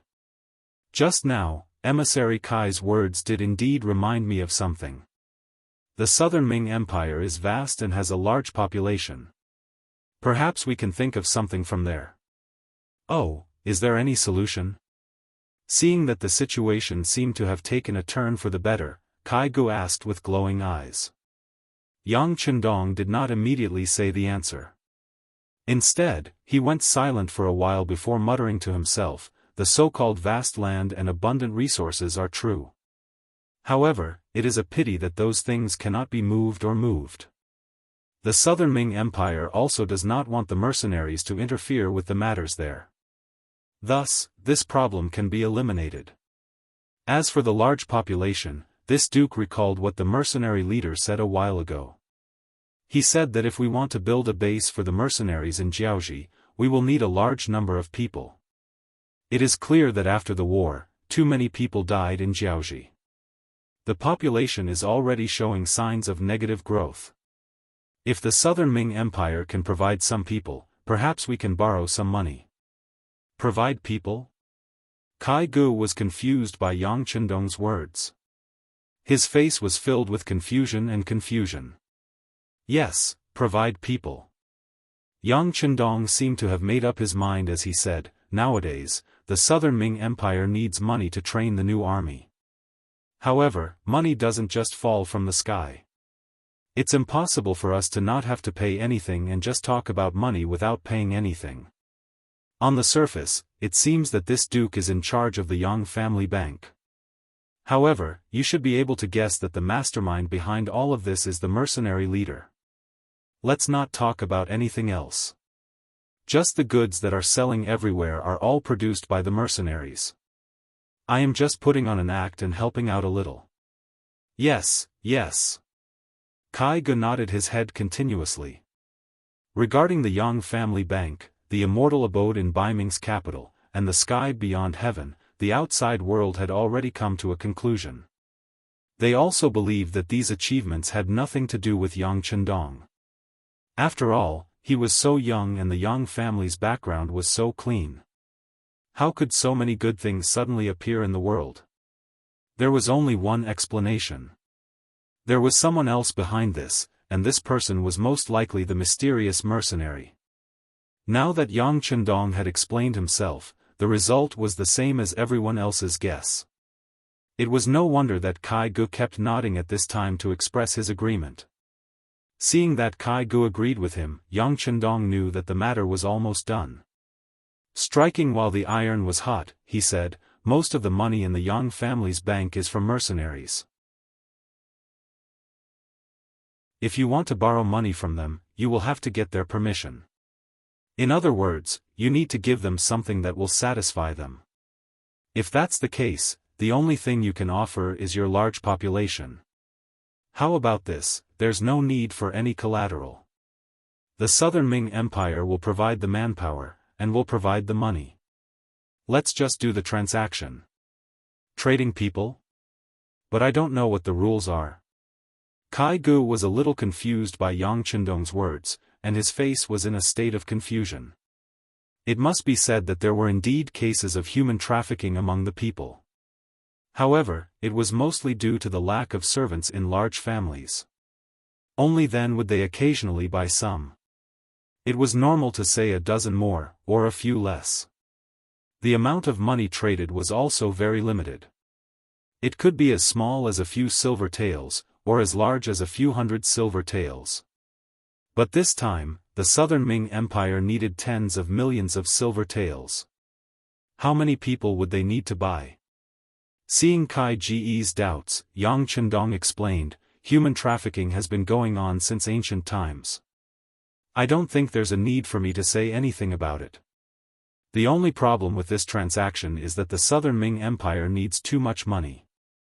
Naturally, the amount of people needed to be traded must be large. How about this? I will make the decision for the leader of the mercenaries, my brother. We will use 20 silver taels to buy a woman from our great Ming Empire. Children under 10 years old will be 15 silver taels. Elders over 50 years old will be 5 silver taels. Males between 14 to 40 years old will be 50 silver taels per person. As for how many people the Southern Ming Empire can provide, the mercenaries will pay the same amount of money. How about it? After beating around the bush for a long time, Yang Chendong finally brought up the matter of him needing a large number of people in a very shady manner. The reason why he didn't bring up this matter at the start was because he was afraid that Kai Gu would have other ideas. Like now, when the other party was at his wit's end, bringing up this kind of exchange condition would be more acceptable. As expected, Kai Gu didn't think too much about it. On the contrary, he began to calculate the cost of this human trafficking transaction in his mind. Using 20 silver taels for a woman as an example, this kind of price wasn't considered very generous. After all, when some large families wanted to buy maidservants, they would often offer a higher price than this. However, the mercenaries wanted a large number of people. They weren't picky, especially in terms of appearance. This wasn't something that those large families could compare to. Since a woman was 20 silver taels, 10 of them would be 200 silver taels, 100 would be 2,000 silver taels, then what about 10,000? What about 100,000? Wouldn't that be 2 million taels? In addition to the elderly and children, 100,000 would be another 2 million taels. The existence of these people wouldn't be of much use to the great Ming Empire. On the contrary, their existence was mostly a waste of food. If these people could be thrown out, then wouldn't the Southern Ming Empire be able to save a lot of resources? Not to mention, a young man would be worth 50 silver taels. 100,000 people would be a total of 5 million taels. Speaking of which, what the Southern Ming Empire had the most right now was naturally the population. Especially with the Min King's rebellion, many refugees from Yunnan, Guangxi, and Guangdong were heading towards Nanjing. On the way here, Kai Gu saw countless refugees. With a rough estimate, the population was at least 1 to 2 million. If all these people were traded to the mercenaries, how much would it be worth? Wouldn't the money for the training of the new army be easily gathered? Not to mention that the mission would be completed, it would also reduce the pressure on the Southern Ming Empire. Wasn't this killing 2 birds with 1 stone? Presumably, after the mission was completed, the emperor would definitely look at him in a new light. The more he thought about it, the more excited Kai Ge's heart became. When he looked at Yang Chendong, there was a burning feeling in his eyes. Duke Zhongdan, I wonder if there is a limit to this transaction? There is no limit. It depends on how much money you need and how many people you can provide. Of course, there's one thing that needs to be said, and that is that we won't force you to buy them. You shouldn't force us to sell them to you either. If you force them and they try to escape or commit suicide on the way here, then we won't take the blame. Those people's bodies still have to be sent back, and the money has to be returned. Otherwise, if we anger the mercenaries, it won't be good for anyone. Yang Chendong had to make things clear. He understood the way the Southern Ming Empire did things. In order to achieve their goal, they would do anything. If they really sent some weak and sick people to his side and kept all the good seedlings, then who knew how many families would be broken up? Under such circumstances, would the Han people who were traded be able to stay and work at his side with peace of mind? If that was the case, it would take a lot of energy to do the ideological work of these people every day. In order to prevent such a thing from happening, some ugly things must be said first. Of course, our southern Ming Empire won't do such a despicable thing. Kai Gu quickly waved his hand, although he did have such an idea. In fact, similar things would happen in the process of trading people, but it really couldn't be done too much. Otherwise, angering the mercenaries really wouldn't be beneficial. That's good. Since Envoy Kai knows how to handle this matter, then I won't say anything more. This is the matter. You can go back and reply to the Emperor. If you agree, the Yang family bank will first enter Nanjing City, Songjiang Prefecture, and Jianghu Prefecture, then the trade will be carried out there. In the end, all the people will be transported to the Songjiang Prefecture's dock. There will be mercenaries there to accept the people. You can take the silver from the Yang family bank in the 3 places through the bills issued by them. After Yang Chendong gave the method and process of the trade, he made a request. These 3 newly opened Yang family bank, I need my 4th brother to manage. I know that he should be in Nanjing's capital now. It should be easy to find him. His 4th brother was Yang Chendong. Previously, Zhu Qizhen wanted to use this person to threaten Yang Chendong. But now that everyone was cooperating, the so-called threat no longer existed. With Kai Ji's identity, he naturally knew about Yang. Before he came, the Emperor had ordered that if the Duke of Loyal Courage asked about this matter, he had to explain it well. He had to say that he liked Yang's ability and wanted him to go to the capital to be an official. In short, this matter could not cause displeasure between both sides. Now that Yang Chendong did not delve into what was going on, he naturally would not deliberately mention this matter. He immediately nodded, indicating that there was no problem. Yang Chendong only mentioned the matter of his 4th brother. He believed that with Kai Ji's intelligence, he would know how to reply to Zhu Qizhen. As for the matter of him wanting to be conferred the title of king, he did not mention it again. Now was not the time to force him. It was better to get a large number of people first. As for the other matters, he believed that when the conditions were right, success would follow naturally. The meeting between the 2 sides went smoothly. Kai Gu was also very satisfied. After he said what he needed to say, he stood up and bid farewell. Now that the war in Jianghu was over, but it seemed that the mercenaries did not have any intention of letting go. They still wanted to use the Lansang kingdom to attack. He needed to report this matter to Yingzong and make a decision as soon as possible. There was also the matter of the population trade. After all, if he got the silver first, he could train the new army first. The South Ming kingdom would be able to reach the moment of strength earlier.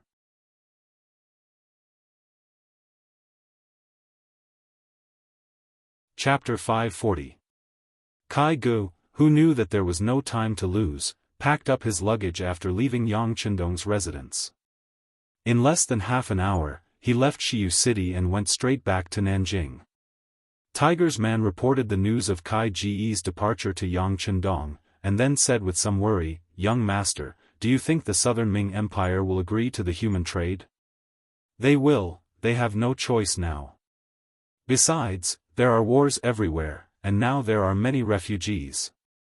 They are still worried about how to solve this matter. We have given them such a gap, they will definitely take advantage of it," Yang Chendong said confidently. It was no wonder that he would be so confident. At that time, the idea of people-oriented did not penetrate deep into people's hearts, and no emperor would really pay much attention to it. It was nothing more than when there was no conscription, there would be a shortage of people. As for normal times, there wouldn't be so many people thinking about it.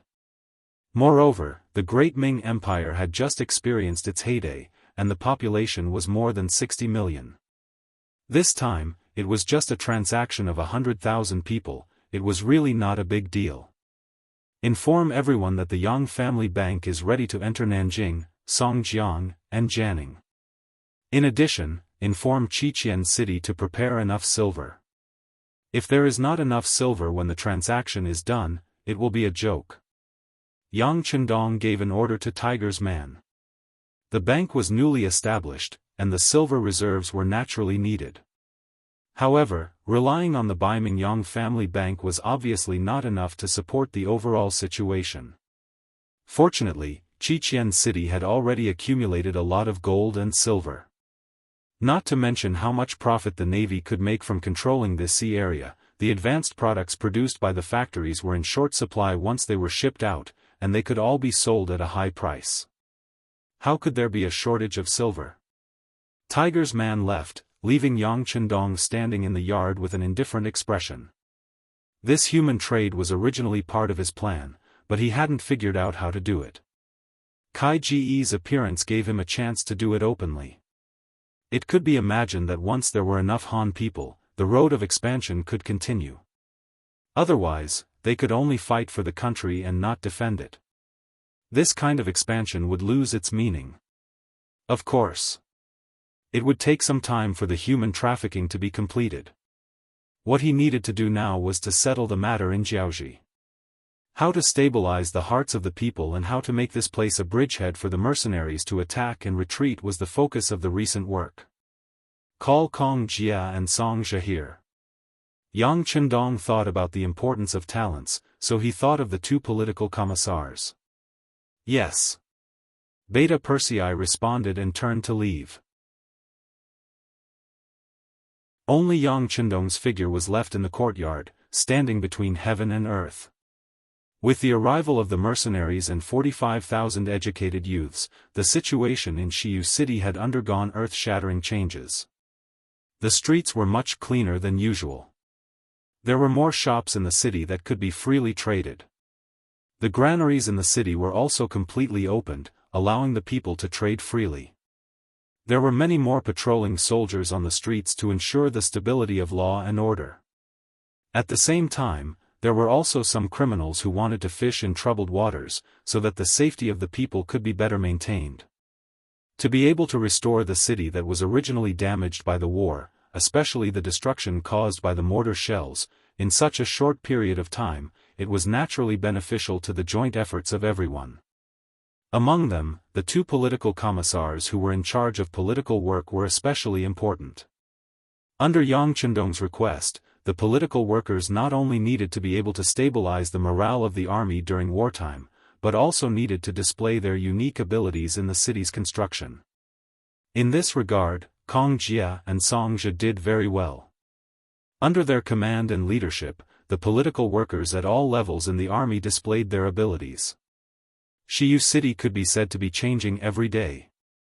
Just when the two were busy, a member of the second guard squad found the two political commissars and said that the sixth young master wanted to see them. The members of the guard squad had long been in the eyes of the officers at all levels, so they naturally recognized them. Seeing the person coming, the two political commissars did not say anything. After handing over the matters at hand, they followed the person to the temporary palace in the city. In the same courtyard, Yang Chendong had some fruits and tea on the table in front of him. Seeing the two political commissars coming over under the lead of Beta Persei, Yang Chendong smiled and waved at them. "Come, sit here." Kong Jia and Song Jia were somewhat flattered and hurriedly stepped forward, then each found a seat and sat down. The Jiaoji kingdom was destroyed so quickly. Not to mention others, even the mercenary officers did not expect it. Because of this, Yang Chendong was once again a legend. While his glorious image was deeply rooted in people's hearts, it also made people look up to him even more. Sensing the nervousness of the two political commissars, Yang Chendong laughed and said, "Relax, you don't have to be so nervous here. This time, I called you over because I know you've worked hard. Let's relax and have a casual chat." Kong Jia and Song Jia did not really think that the sixth young master called them over for a chat. The two of them sat there and looked at each other, then said in unison, "Sixth young master, if you have anything to say, just say the word." "Huh, okay." Seeing that the two political commissars knew that he had something to say to them, Yang Chendong smiled, then got up and poured a cup of tea for each of them. His attitude made the two of them stand up immediately. To be able to have the sixth young master pour tea for them, this treatment was too good. The two of them felt uneasy. Fortunately, Yang Chendong quickly explained the reason for calling them over. The two of you have worked hard during this period of time, and your work has been very effective. However, even though we have conquered Jiaoji, this is only the first step. How to govern this place and let the people here get used to our governance is the most important thing. How about it? Have the two of you ever thought of quitting the military and staying here to govern? Yang Chendong chuckled. He was ready to appoint generals. People say that it is easier to conquer a country than to defend it. The current Jiaoji was facing such a problem. It was impossible for the mercenaries to stay here for too long. They had too many things to do. Therefore, in the future, this place would have to be independent. Even though the Jiaoji mercenaries and the natives of Jiaoji like Hong Jin, Chen Di, and Ruan Chunqing were in charge, Yang Chendong wouldn't be at ease if he didn't leave his own people behind. The reason he called the two of them over was obviously to choose one of them and leave one of them behind to govern Jiaoji. Yang Chendong had quite a number of generals under his command. After training and systematic learning, many of them had the ability to lead an army and fight on their own. However, in comparison, he had enough generals, but not enough civil officials. There were even fewer civil officials who could govern a place. After much consideration, Yang Chendong set his sights on the two political commissars, Kong Jia and Song Zhe. After a period of observation, the performance of these two people was very good, so Yang Chendong could rest assured and entrust them with heavy responsibilities. In fact, he could have ordered one of them to stay behind, but he didn't do so. He wanted to see what they wanted to do. After all, nothing forcibly done was worth it. The two of them didn't expect the sixth young master to call them over for this. Caught off guard, the two of them hesitated. As the political commissar of the 1st Regiment, it was rare for him to lead an army alone. However, he was still one of the commanding officers of the 1st Regiment. Furthermore, he had such a powerful mercenary army. When he fought a battle, it was truly a pleasure to him. Moreover, with such a modern army under his command, he would be able to contribute a lot to the war. If they were to withdraw from the army now, it would be equivalent to giving away a lot of their contributions. This made them somewhat reluctant. Besides, they could tell that the destruction of Jiaoji was only the result of the mercenary army's initial efforts. There would be many more such incidents in the future. If they stayed behind in Jiaoji now, would they still be able to climb to a higher position in the future? Everyone has their own selfish motives, but they are also ambitious. If they stayed in Jiaoji, it would be equivalent to stopping their progress. It was no wonder they were in such a difficult position. Their expressions kept changing. Yang Chendong saw everything, but he didn't say anything. He was waiting for the two of them to make their own decisions. If they didn't want to withdraw from the army, he wouldn't force them to do anything. He would continue to look for suitable candidates. However, the two of them had a lower status in his heart. After all, they didn't see the big picture and couldn't see the big picture. Such an officer's future was limited. Time passed by slowly. After Yang Chendong drank 2 cups of tea, Kong Jia and Song Zhe finally came to a decision. After looking at each other, they spoke at the same time, "Sixth young master, I am willing to stay." Yang Chendong didn't expect the two of them to speak at the same time. Of course, he was very satisfied. Good, good. It's rare for you to see the big picture. Since that's the case. Yang Chendong's gaze lingered between Kong Jia and Song Zhe. He looked at Kong Jia and Song Zhe and said, "Song Zhe will stay. Other than the 30,000 Jiaoji mercenaries, I will leave you with a platoon of Lingfeng and 2 battalions of auxiliary soldiers. Also, if you have any other requests, feel free to state them." Choosing Song Zhe over Kong Jia was naturally because the former was only a political commissar of the auxiliary army. Compared to political work, Kong Jia was obviously better. Therefore, Yang Chendong had long wanted Song Zhe to stay in the company. Since Kong Jia had taken the initiative to ask for it, he decided to make the decision.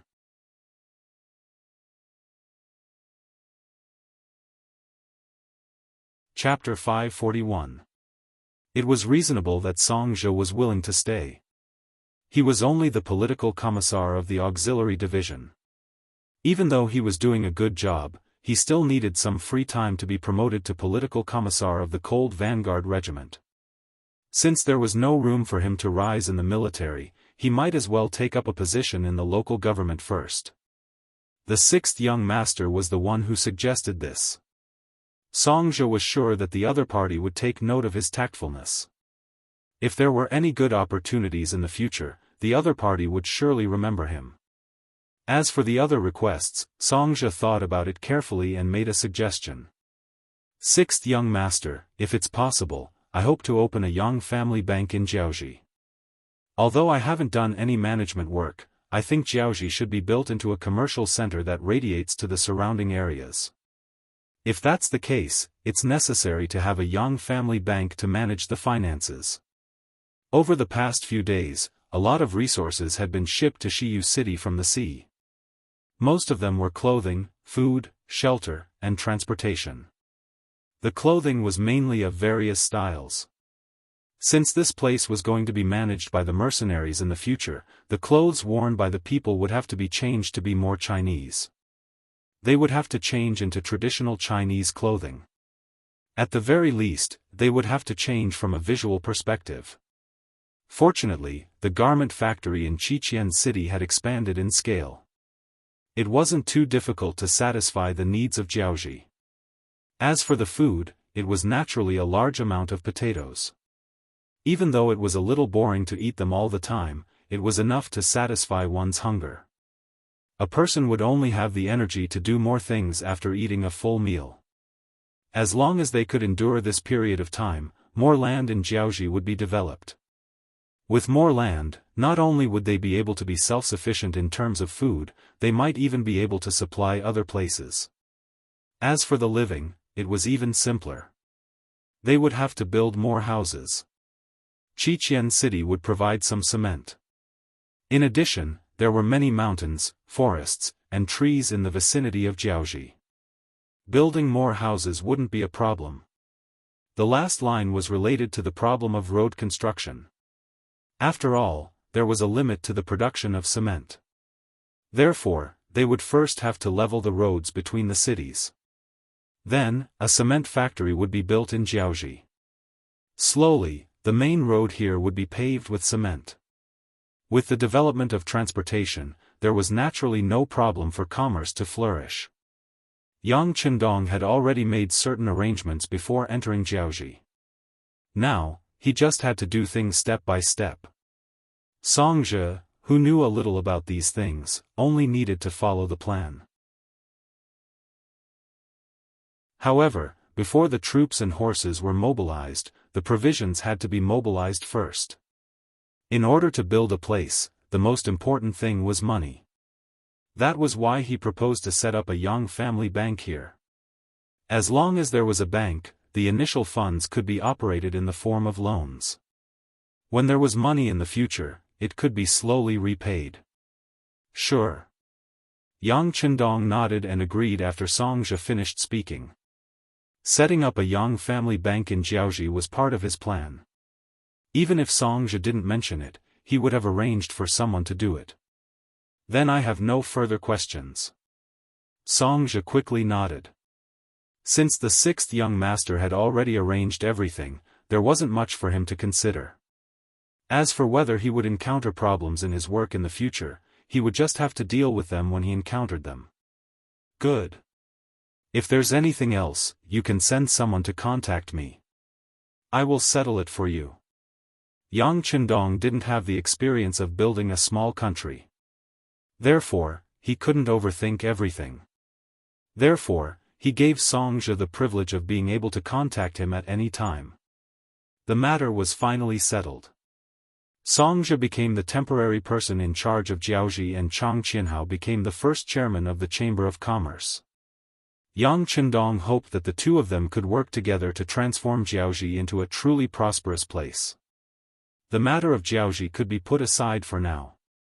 Yang Qindong set his sights on the neighboring Lansang kingdom. Fan Yuhai brought 20,000 Jiaoji elites and fled to this kingdom. Logically speaking, this was a good excuse to launch a military attack on the Lansang kingdom. Just like when he dealt with Jiaoji previously, he was here under the banner of the Southern Ming Emperor, and also to avenge the assassination attempt on his life. With enough justification, he had a good reason to attack. Now that he had an excuse to deal with the Lansang kingdom, Yang Qindong really wanted to lead the mercenaries to annihilate the kingdom. Unfortunately, before Yang Qindong could decide what to do, the Lansang kingdom had already sent someone to inform him that they were encircling Fan Yuhai's troops. They would definitely give the mercenaries and the Duke of Loyalty of the Great Ming Dynasty an explanation. Initially, he thought that it would be too big of a step to make a move on the Lansang kingdom before Jiaoji was stabilized. Since there was no excuse to attack, Yang Qindong could only wait and observe. At the same time, he used this opportunity to train his troops. Speaking of which, in the Battle of Jiaoji, there were too many auxiliary soldiers who contributed greatly and earned the right to be promoted to the Cold Vanguard. At the same time, there were also many temporary auxiliary soldiers who performed well and earned the right to be promoted to auxiliary soldiers. Now, the military was focused on this matter. Even the political commissar of the Cold Vanguard Regiment, Kong Jie, was no longer busy with the construction of Jiaoji. Instead, he started to organize the promotion assessment. Everyone was busy. Yang Qindong brought the first and second guards to join the assessment team. He acted as an invigilator to assess the outstanding soldiers who were promoted from auxiliary soldiers to Cold Vanguard. Southern Ming capital, Nanjing City. Kai Gu, who was covered in dust, rushed back.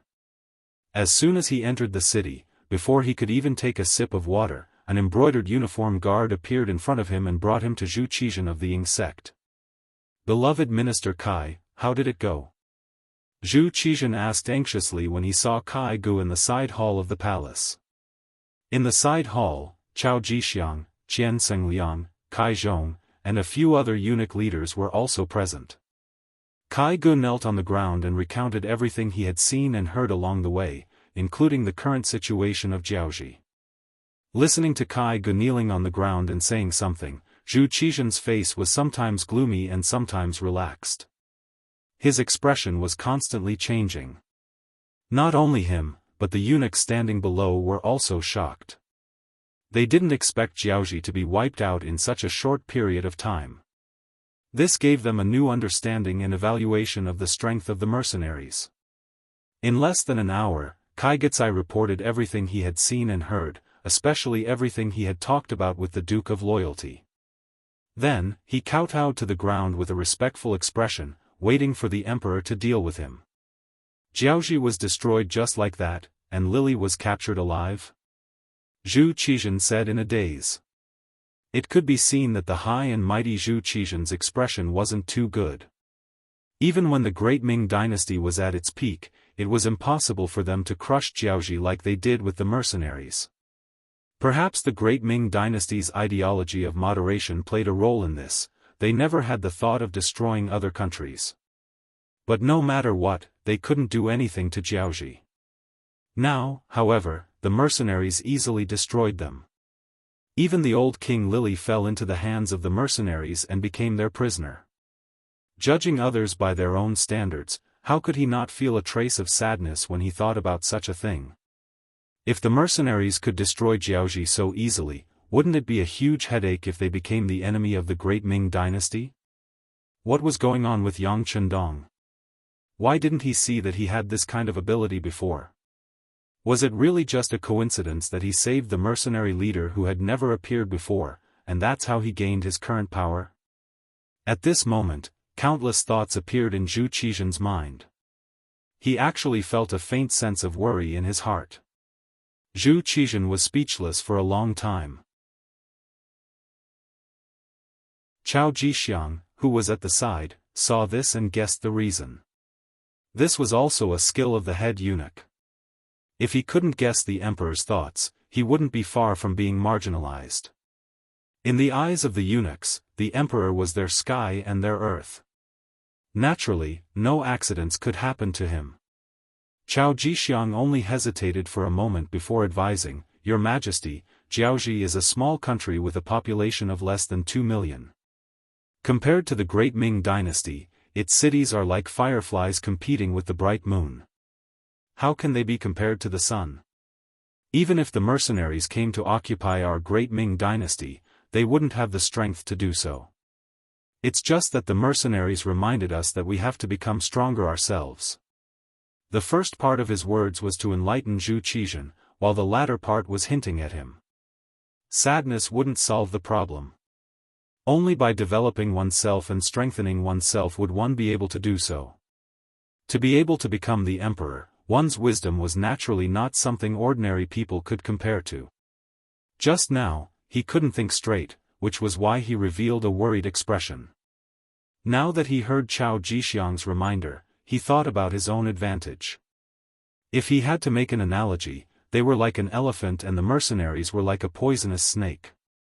No matter how big the other party's appetite was, they wouldn't be able to swallow him in one gulp. That would only cause indigestion. Otherwise, when he dealt with the Huang bandit army, wouldn't he have taken the opportunity to do something to the southern Ming dynasty?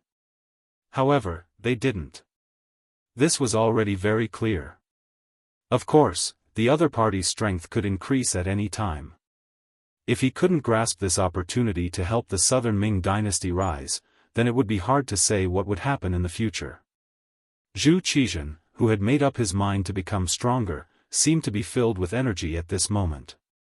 Looking at the kneeling Kai Gu, he said, "Dear Minister Kai, please repeat the conditions that the Duke of Loyalty and Courage mentioned."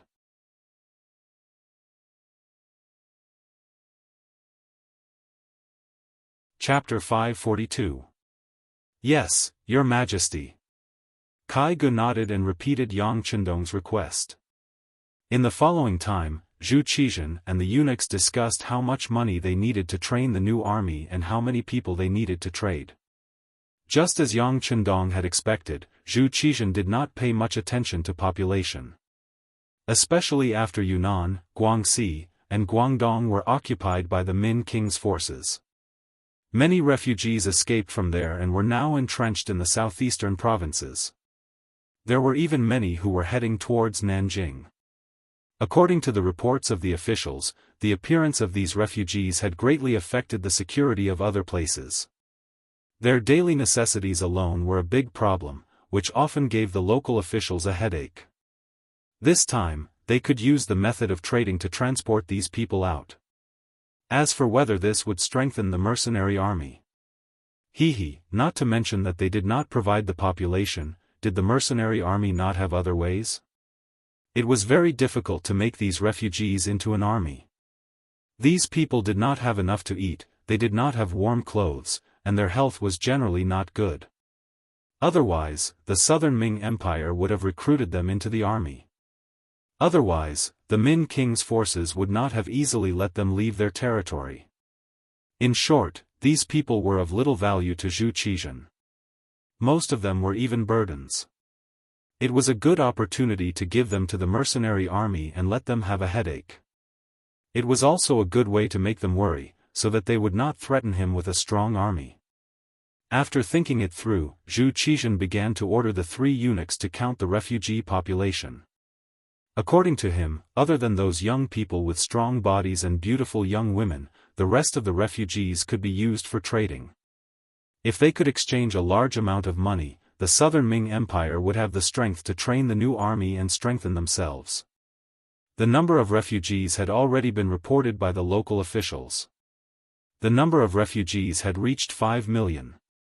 Most of them were refugees from Guangdong. Because they had been prepared for the arrival of King of Min's forces in Guangdong, they only got some fields and houses, but very few people. The number of refugees in Guangdong alone had reached nearly 3 million. Among the 5 million people, the ratio of women and men was almost equal, each taking up a third. The ratio of old people and children was also almost equal, each taking up a sixth. With this calculation, a rough result could be obtained from the accounts.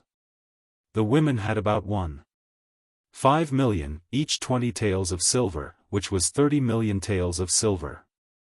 The old people had about 900,000, each 5 taels of silver, which was 4.5 million taels of silver. The children had about 900,000, each 15 taels of silver, which was 13.5 million taels of silver.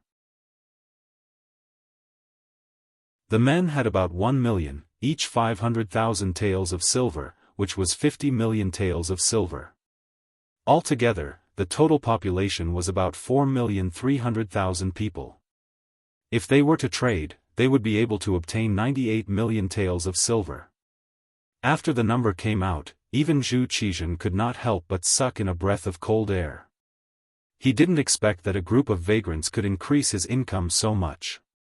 Once they had this 98 million taels of silver, the economy of the Southern Ming Empire would be revitalized. Not only would they have the money to train the new army, they could also make more armor and weapons. At the same time, they could also use it to develop the country. It was not impossible for the Southern Ming Empire to have a drastic change. Good, good, good. Zhu Qizhen said the word good 3 times in a row, completely revealing the excitement in his heart. Pass down my decree, order all the provinces to send all the refugees to the Songjiang prefecture. And, not only the refugees, but also those who have committed crimes and have not changed. They will also be sent to the Songjiang prefecture. Great companion, this matter will be handed over to you and beloved Minister Kai Zhong. That's right, don't forget about the Yang family's 4th brother. Immediately remove the surveillance on him and let him quickly contact the Yang family bank. Tell him the specific amount of money we can trade.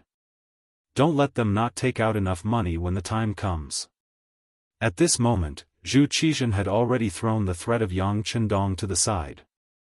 What he needed to do now was to let the Southern Ming Empire rise again under his leadership. Zhu Qizhen's imperial edicts were passed down without the discussion of the ministers. The reason why he did this was because he did not want to give people the chance to argue.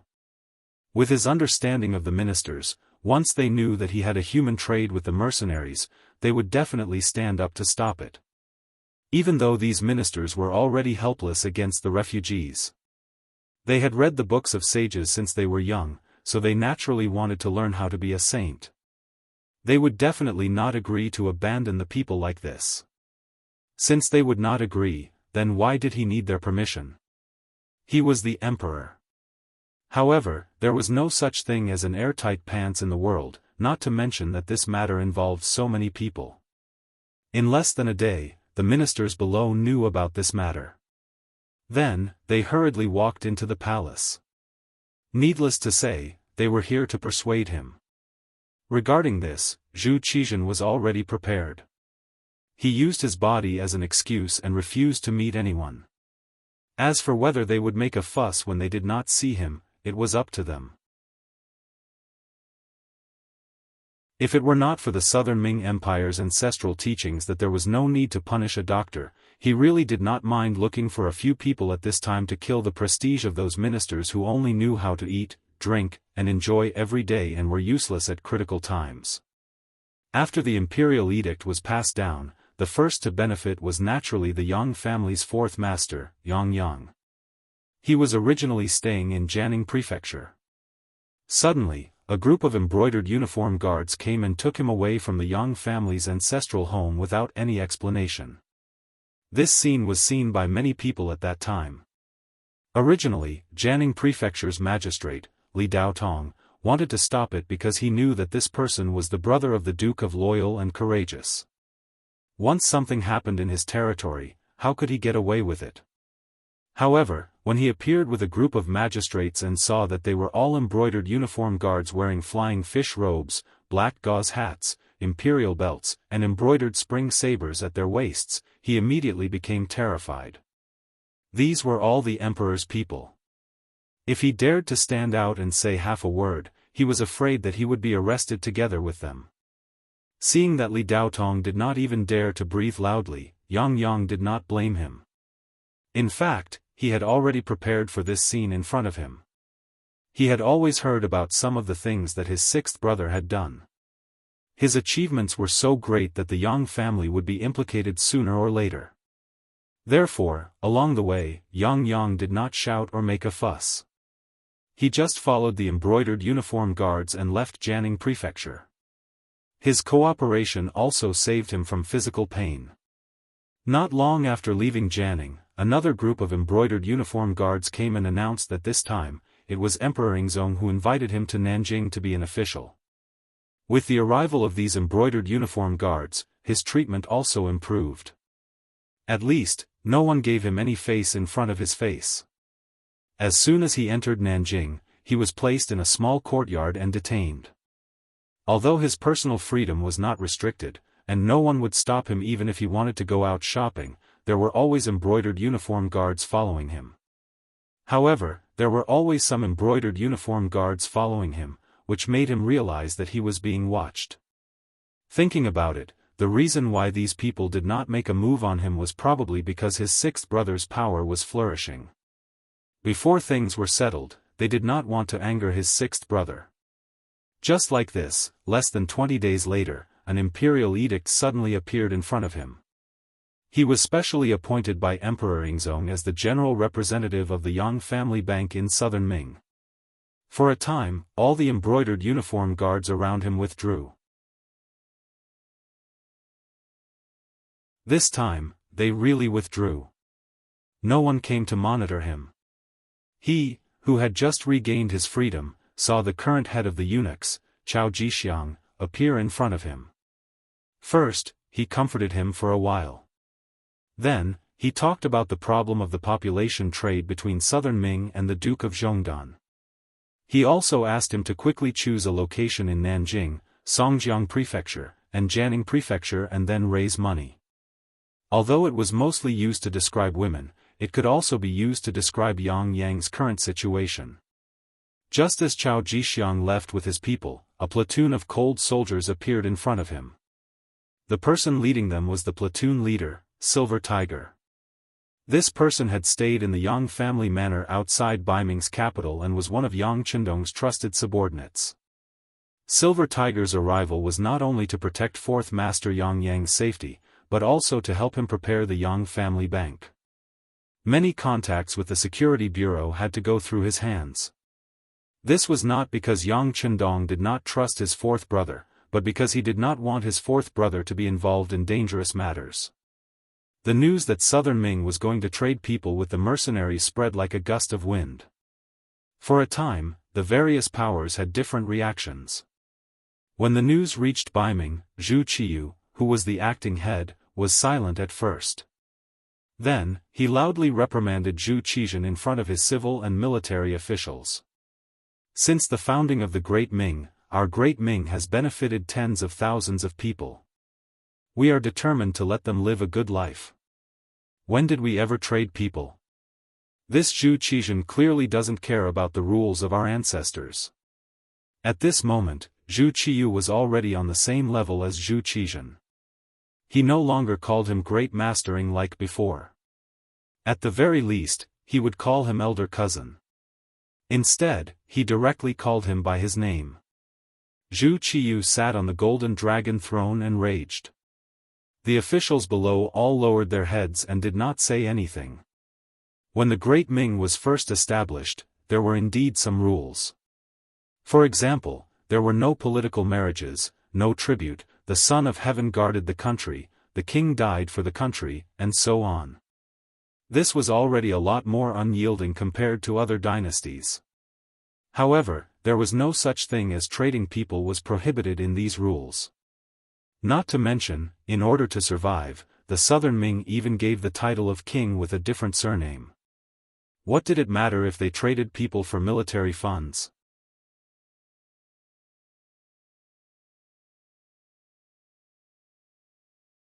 Chapter 543. It was said that southern Baiming was of the same origin, but in reality, they were already two different countries. What would southern Ming do? How could they still care about Baiming's attitude? All of the courtiers were clear about this matter, so no one would foolishly accuse him of anything. They would just let the emperor vent his dissatisfaction. Not to mention, they didn't know whether this dissatisfaction was due to jealousy. Perhaps Dai Zong also wanted to trade with the people to get some money to spend. After all, who would complain about having more money in the national treasury? Although Baiming had already started paying business taxes, just Immortal Abode, Sky Beyond Heaven, and Yang Family Bank paid a lot of business taxes every month. Now, they were also doing business with Walla. Baiming was heavily taxed. This made Baiming's national treasury much more abundant than southern Ming's. It was just that during this period of time, because of the development of the cannons and guns, they had spent quite a lot of money. More importantly, the progress was still very slow. Based on the current speed, it was unknown how much money they would have to invest in order to achieve results. If there was a new source of income, Zhu Qiyu would definitely be very happy. After Zhu Qiyu said all this, it was possible that the grapes were sour because they couldn't eat them. Once southern Ming became strong with money, it was also possible that they would threaten Baiming. As for which one it was, who among the officials could say for sure? No one said anything. This made it difficult for Zhu Qiyu to continue his plan of using this matter to ruin Zhu Qizhen's reputation. He, who was already a bit upset, could only wave his hand and announce that the court was dismissed. All of the officials knelt and said, "Long live the emperor." Then, they left. Only Ji Ning, the chief eunuch, stood there without moving. He was originally supposed to serve the emperor. Since Zhu Qiyu didn't leave, he naturally didn't dare and couldn't leave. Beloved official Jin, don't you think Zong's actions are inappropriate? Now that there were no outsiders, Zhu Qiyu was no longer as angry as before. On the contrary, she was very calm and even changed the way she addressed Zhu Qizhen. Ji Ning, who was standing respectfully at the side, was also somewhat unsure of Zhu Qiyu's thoughts. After all, things had happened too quickly. The news had just spread over there, and Zhu Qiyu had already flown into a rage. Ji Ning didn't have time to understand too much.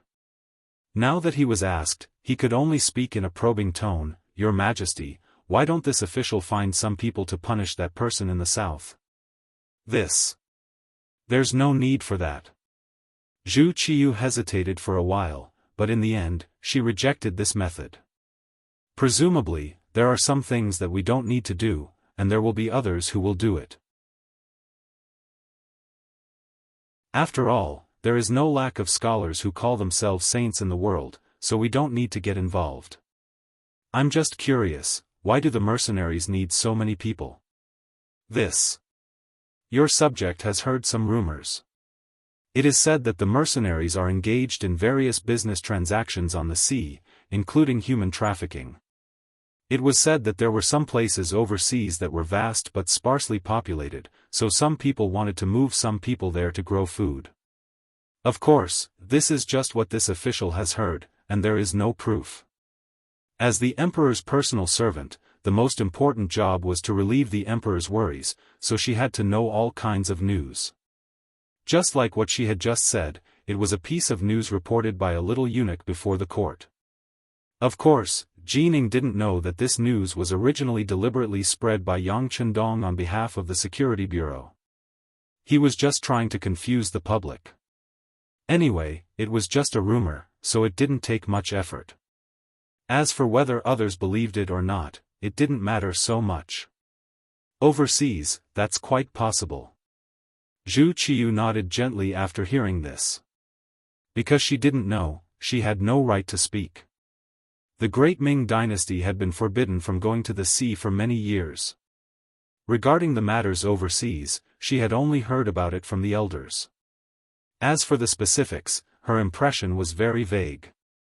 Therefore, since she didn't know the situation outside the sea, Zhu Qiyu didn't express any opinions on this matter. Instead, she suddenly changed the topic and asked, "Beloved official Jean, how many families are there in Baiming now, and how many idle people are there?"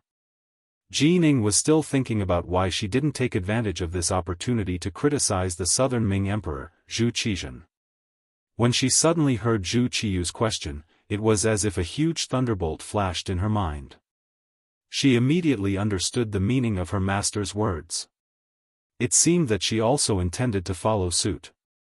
Ever since Zhu Qiyu ascended to the throne, she vigorously encouraged the people to have more children and increase the population. The results were quite good. With the emergence of a high-yield domestic crop like potatoes, and the fact that Baiming originally didn't have as much territory as the southern Ming dynasty, it was normal for her to do this. It could be imagined that if this continued, in a dozen years, the population of Baiming would greatly increase. If she could use these people to trade for silver to develop Baiming, it could be considered a path to advancement. As for why Zhu Qiyu didn't do this now, it was clear that she wanted to see how the wind would blow and how much resistance there would be. This was also why Zhu Qiyu didn't arrange for people to criticize Zhu Qizhen. After thinking through everything, Jining only hesitated for a moment before replying, "Your Majesty, the southern Ming dynasty has just experienced internal strife and war, so there are more refugees. However, we have always been peaceful here and don't have that many idle people. Of course, there are still quite a few of them in the prison. They are all criminals who committed crimes during the rebellion in the capital. If we were to gather them together, we would be able to gather 50,000 of them. Most importantly, they are mostly adult men." The last sentence was to tell, or perhaps remind Zhu Qiyu, that although there weren't many idle people, they were the most valuable people. One person could be exchanged for 50 taels of silver. 50,000 people would be 2,500,000 taels of silver. Yes, we still have to deal with the matter of public order. It's true that we don't have internal strife in Baiming, but we have to take precautions. It was clear that Zhu Qiyu wasn't very satisfied with the number of 50,000 taels. After all, it wasn't even 10 million taels of silver. The effect it could have was still too small. Hearing that they had to deal with public order, that meant that they had to punish more people. If that was the case, there would be more criminals in the future. Then, they could make a large sum of money in transactions. Jining, who understood the emperor's meaning, quickly nodded and said, "Yes, I will discuss this matter with Minister Su of the Ministry of Justice." Good. He didn't say much and only nodded slightly. After all, as the emperor, he couldn't be too unsightly when eating. It could be said that Zhu Qizhen's actions had provoked Zhu Qiyu a little. He was worried that the southern Ming dynasty would suddenly develop after obtaining large amounts of gold and silver. For this, he also needed to expand his financial resources. Otherwise, the strength of the two sides might develop in the wrong direction. However, no one would have thought that because of Zhu Qizhen's human trafficking, the public order in Baiming had improved greatly. Some of the Baiming men who usually stole chickens and dogs and committed crimes were often thrown into jail because of small crimes. Unless their families were willing to spend money to redeem them, no one else had any intention of letting them out. As these people were arrested, more people were alerted. The public order in the city and on the streets gave people a new feeling. Min Palace. Min King Zhu Huiping also received news about the human trafficking in the southern Ming dynasty. Compared to Baiming's emperor, Zhu Qiyu, who wanted to wait and see, his attitude was much more direct. "Send someone to check if there are any homeless people who don't have enough to eat in our territory. Also, arrest those who should be arrested. Don't be polite. In addition, send someone to Jiaoji and contact the Duke of Zhongdan to see if he is interested in trading with us." Even though he knew that doing this would attract the reprimand and dissatisfaction of some so-called scholars and even old teachers, Zhu Huiping, who wanted to develop, didn't care so much. Originally, he and the southern Ming dynasty had a hostile relationship. Now that the enemy had reached this step and the treasury was full, they were about to become stronger. Then why couldn't he also take advantage of this matter? However, Min King's faction was in the process of expansion and stabilization. They also needed a large number of people to farm or work. There really weren't any extra people. Alright, this wasn't a big deal. Those who were willing to work hard would be used first, but those who were idling around had to be captured. Once enough people were gathered, they would naturally be able to trade with the mercenaries for gold and silver. Therefore, after Baiming, the public order in most of Yunnan, Guangxi, and Guangdong under Min King's faction had improved. This was something that Yang Chendong didn't expect before. At this time, Yang Chendong also received news from the front. When he learned that the southern Ming dynasty wanted to take out more than 4 million people to trade with him, he was stunned at first. Then, he laughed happily. Originally, he thought that even if something as big as human trafficking could be done, because of the existence of those old teachers, there wouldn't be much success in the beginning. Even if Zhu Qizhen lacked money, he couldn't go too far in the environment where the Confucians were the center. It was just that he never thought that Zhu Qizhen would be so bold when doing things. He actually transacted more than 4 million people in one go. This was completely beyond his expectations, and he never thought that it would happen. Immediately send a ship to Qiqian City to inform Yu Qian. Tell him to send more silver. Also, build more houses and prepare more clothes and food. Also, inform the navy to prepare more transport ships, the more the better. Yang Chendong excitedly stood up and continuously gave orders to Tiger's Mane, who was standing at the side. Oh right, call Yang San over. This time, so many people came at once. It is impossible for the southern Ming dynasty to not arrange for spies.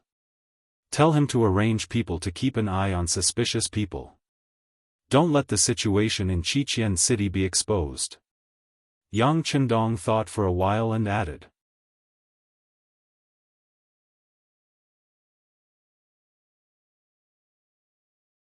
Chapter 544. This time, there were more than 4 million people involved in the transaction. With such a large population, it would be too much work to completely screen out the spies sent by the southern Ming Empire. Since that was the case, it would be better not to screen them but to control them from the source. Once they entered Crimson City, they would not be released until they were thoroughly investigated. This way, even if the spies obtained the information they wanted, it would be useless if they could not upload it to Ryukyu Island. With so many Han citizens in his hands, it was obvious that the manpower in Crimson City would definitely be sufficient. As long as these newcomers were given time to get used to each other, it would not be long before a large number of useful people would appear under him. At that time, it would be time for him to expand greatly. Tiger's Mane went out to handle some matters. Yang Chendong was still a little excited and could not sit still. Looking at Beta Persei standing beside him, he seemed to have thought of something and asked, "Oh right, is there any news from the Lansang Kingdom?" "Young master, not yet." Beta Persei said in a low voice. He had no choice but to lower his voice. His voice was a little too loud. If he did not lower his voice, who knew if he would be frightened by the young master? If that happened, the young master would be scolded again. Not yet. Then go and tell the messenger in charge of contacting the Lansang Kingdom to give them 10 days. If there is still no news, then we will have to go and capture them ourselves. With so many Han citizens, Yang Chendong could be said to be full of confidence. If the Lansang Kingdom wanted to continue to be perfunctory, he did not mind sending troops to destroy them. Although the time was not completely ripe yet, if he squeezed a little, it could be considered as barely occupying another country. Yang Chendong's tone became a lot more vigorous. When the news reached the Kanglan Kingdom, King Paiyasai became nervous. Who was Yang Chendong? He was the general of the mercenary army. The powerful Jiaoji Kingdom had been destroyed so easily. In comparison, in terms of military strength, they were slightly weaker than Jiaoji, although he did not want to admit this fact. Previously, Jiaoji was the scapegoat for sending assassins to assassinate Yang Chendong, and was annihilated just like that. Now that Fan Yuhai was in Kanglan Kingdom, this excuse absolutely could not fall into the hands of the other party. General Sangwang was called and Pai Yisai inquired about it. Sangwang La, the representative general of the Laos, was just like Lodi, the general of the Laos who had fallen into a trap. The only difference was that he was representing the interests of the Laos. Your Majesty, General Sisi is having a meeting with General Fan Yuhai. It's just that according to the news from the front, some of what General Fan said is not without reason. Sangwang La first bowed to Pai Yisai, then told him what he had just learned. The so-called General Sexi is also one of the famous generals of the Lan Tsang Kingdom. He represents the interests of the old dragon clan. What did General Fan Yuhai say? Pai Yisai asked with a deep expression. Your Majesty, General Fan said that since the mercenaries can find a reason to annihilate Jiaoji, they can also find a reason to deal with our Lan Tsang Kingdom in the future. In other words, this war will be fought sooner or later. Since that's the case, why don't we take advantage of the fact that the enemy is tired from the battle and suddenly attack? At least we will have the upper hand, and General Fan Yuhai will fully support us when the time comes. It's equivalent to having one more ally and more strength. Sangwang La said as he carefully observed King Pai Yisai's expression. King Pai Yisai fell silent when he heard this. How could he not know this? In the words of the Han people, this was called, without the lips, the teeth would feel cold. However, the mercenaries were pressing him. If he did not hand over Fan Yuhai, he would be in trouble. The current Lan Tsang Kingdom was not ready for war yet. Especially after the defeat of General Lodi's 100,000 soldiers, the entire kingdom was afraid of war when the mercenaries were mentioned. If they did not get rid of this fear, how could they fight the next war? Seeing Pai Yisai standing there in silence, Sangwang La spoke softly. Sangwang La, who was watching from the side, whispered, Your Majesty, why don't we tell the mercenaries that Fan Yuhai escaped with his soldiers and we didn't catch him? This way, at least on the surface, they will not be able to find trouble with us. Unless they want to deal with us in the first place, then there is no need for a reason at all. Is that okay? Pai Yisai asked without confidence. Why not? To put it bluntly, we are already giving them face by doing this. We are not a vassal state of the mercenaries. Why do we have to listen to them? We have already done our part by giving them a way out. Again, unless they really want to be our enemy, then no matter what we do, we will not be able to avoid a war. On the other hand, if they don't intend to use force against us, they won't make things difficult for us over this matter. After all, they are still 20,000 soldiers, and they are the most elite soldiers of Jiaoji. They are a force to be reckoned with, Sangwang La said with a confident look on his face. In fact, since the mercenaries sent people to ask about Fan Yuhai, the relationship between the two sides became tense. Everyone knew that there would be a war between them sooner or later. It was just that the result of this war was sooner or later. Since that was the case, there was no need to make any concessions. At most, they would just fight. At least if they fought now, they would have 20,000 more soldiers. On the other hand, if they only wanted to curry favor with the mercenaries, Fan Yuhai's 20,000 soldiers would not be easy to deal with. The Lan Tsang Kingdom did not know how much they would have to pay. Alright, then go and arrange for someone to talk to the mercenary emissary. Right, tell the army to be on alert. King Pai Yisai touched his forehead and said with a headache. Where did these mercenaries come from? How did they suddenly appear and destroy his neighbor, Jiaoji? All of this happened too quickly, and the pressure it gave him was too great. It actually made him feel like he was in a dilemma. Yang Chendong, who was in the neighboring country, received news about the Lan Tsang Kingdom 2 days later. After hearing the reply, he laughed and put the matter aside. The Lan Tsang King was also smart. He knew that there would be a war between them sooner or later, so he did not agree to his request. That was fine, he could just put it aside first. It was just an extra 20,000 soldiers from Fan Yuhai, so the mercenaries did not put them in their eyes. As for not looking for trouble now, it did not mean that they would not look for trouble in the future. The most important thing now was to get the 4.3 million Han people to Ryukyu Island first. Yang Qindong retracted his gaze from the Lansang kingdom and even called back the representative he had sent.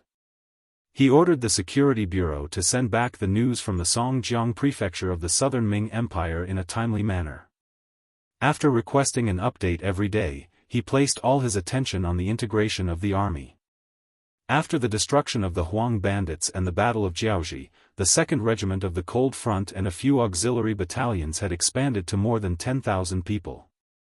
After the accumulation of military achievements and the improvement of personal military qualities, the auxiliary soldiers had the opportunity to become Cold Front soldiers.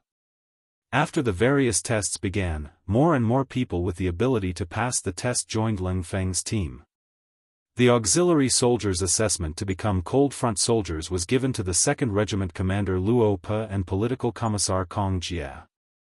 Yang Qindong's main focus was on the officers' assessment. One of the most important points was the establishment of the 3rd Regiment of the Cold Front. Yes, now that the 3rd Regiment of the Cold Front, 3 battalions and a regiment, a total of 1,300 people, had been established, it was time to choose a new regiment commander. There were 3 candidates for the position of regiment commander. They were the original 1st Battalion Commander Wu Sheng, 2nd Battalion Commander Chen Bo, and 3rd Battalion Commander Kong Chuanxin. Whether it was the destruction of the Huang bandits or the Battle of Jiaoji, the 3 battalion commanders had performed well. If not for the fact that the Cold Front was not strong enough, all 3 of them would have had the qualifications to be regiment commander. However, since the 3rd Regiment of the Cold Front was newly established, there was only one position for regiment commander. Naturally, it was impossible for all 3 of them to be regiment commanders.